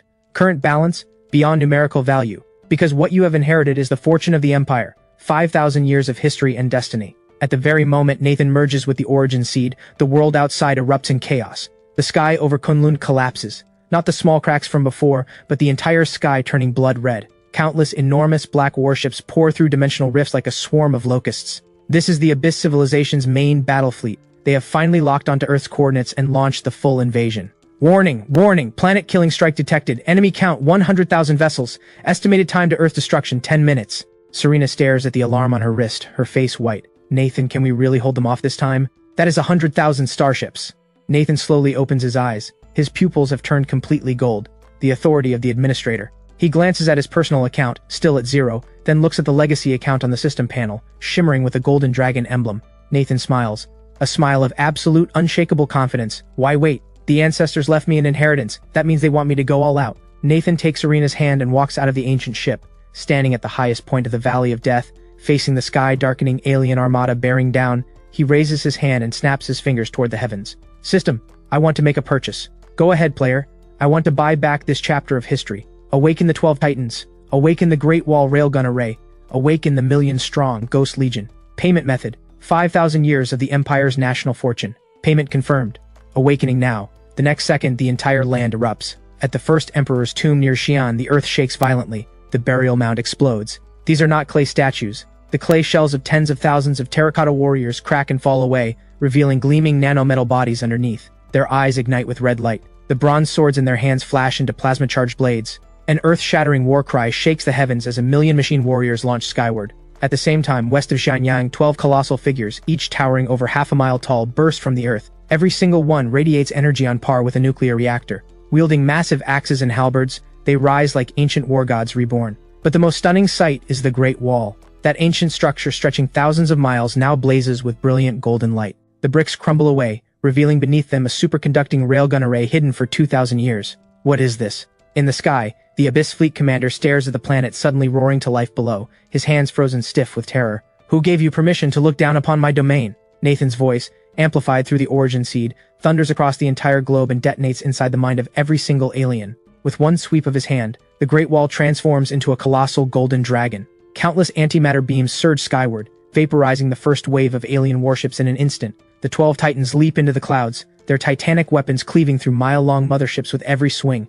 A million Ghost Legion riders surge into the enemy formation like a black tidal wave, launching a brutal boarding assault. This is a slaughter that spans the ages. This is Earth's most furious roar against the predators. Nathan stands atop the peak of Kunlun, watching this spectacular display. Serena, is it beautiful? Serena is stunned silent, tears blurring her vision. Beautiful. This is the most... Not done yet. Nathan looks up at the largest ship in the sky, the Abyss Mothership. If I am going to go all out, then let me go all the way. Nathan makes his final purchase. I want to buy Earth Ascension.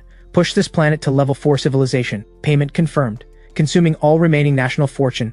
Loading planetary engine, loading quantum shield, loading causality weapon. Earth Ascension, begin. A beam of light bright enough to illuminate the entire galaxy erupts from Earth's core. In that single instant, the Abyss Fleet dissolves like snow in the sun. Not even ash remains. Wiped clean by causality erasure. The planet does not grow larger, but its energy level transcends in this moment. From now on, this blue planet will be a true forbidden zone in the cosmos. 3 months later, the Abyss has retreated, civilization restarts. Though the world endured a full-scale war, under Nathan's extraordinary restoration, cities have not just been rebuilt, they are even more futuristic. The rooftop sky garden of SKP Mall has been transformed into a crystal palace floating among the clouds. The wedding venue. Serena is wearing the eternal love gown. This dress was crafted by Nathan from the Abyss Mothership's core material, fused with deep-sea pearls. Its value is beyond measure. She is breathtakingly beautiful. Arm in arm with her father, she walks step by step down the red carpet toward the man at the end. Nathan. Today, he is the acknowledged guardian of the planet, the protector of human civilization. But he still grins like a boy, eyes only for the bride walking toward him. Candy waddles behind in her flower girl dress, holding up the train, her smile so wide her eyes disappear. Nathan, Elder Qian the efficient, is glowing with excitement. Do you take Serena to be your wife? For richer or for poorer? At the word poorer, the guests erupt in warm laughter. The whole world knows Nathan's personal account may be zero, but he owns the entire planet. I do. Nathan looks into Serena's eyes and says it with everything he has. And Serena, do you take Nathan to be your husband? I do. Before Elder Chan can even finish, Serena jumps in with her answer, and the entire hall bursts into laughter. The two hold each other tight, surrounded by a blizzard of flower petals and thunderous cheers, and share a deep kiss. Right then, a familiar chime rings inside Nathan's mind. Congratulations, player. All main missions complete. The ultra-rich systems mission is fulfilled. Preparing to uninstall. Searching for the next player. Farewell gift. Player retains golden eye and enhanced physical abilities. Goodbye, player. May you find happiness in this world you built with your own hands. Nathan freezes. The system that walked with him from delivery boy to king of the world is really leaving. A quiet sadness washes over him, but it fades quickly, because he feels Serena's warmth in his arms, hears Candy's laughter, and sees the genuine joy on every face below. He does not need the system anymore. He already has the most precious treasure in the world. Nathan, what is wrong? Serena notices him spacing out and asks softly. Nathan snaps back, looking at the woman he loves more than anything, and breaks into the brightest smile. Nothing. My secret stash just got confiscated, that is all. Serena laughs and leans close to his ear, her breath warm and soft. That is okay. Tonight, I am all yours, and I put the 100 billion the company earned on this card. The pin is your birthday. Serena slips a card into Nathan's hand. Nathan looks at the card, then at his blushing wife, and suddenly thinks, this is actually amazing. Babe, let us go on a honeymoon. Where? Nathan looks up at the vast starlit sky. I hear the sunsets on Mars are incredible. Since we already bought Earth, let us go develop Mars while we are at it. Yes, you big spender. The sun is warm, the breeze is gentle. Nathan and Serena, with the whole world watching, walk toward the future that belongs to them alone. and the legend of the greatest ultra-rich player will live on forever, beneath these stars.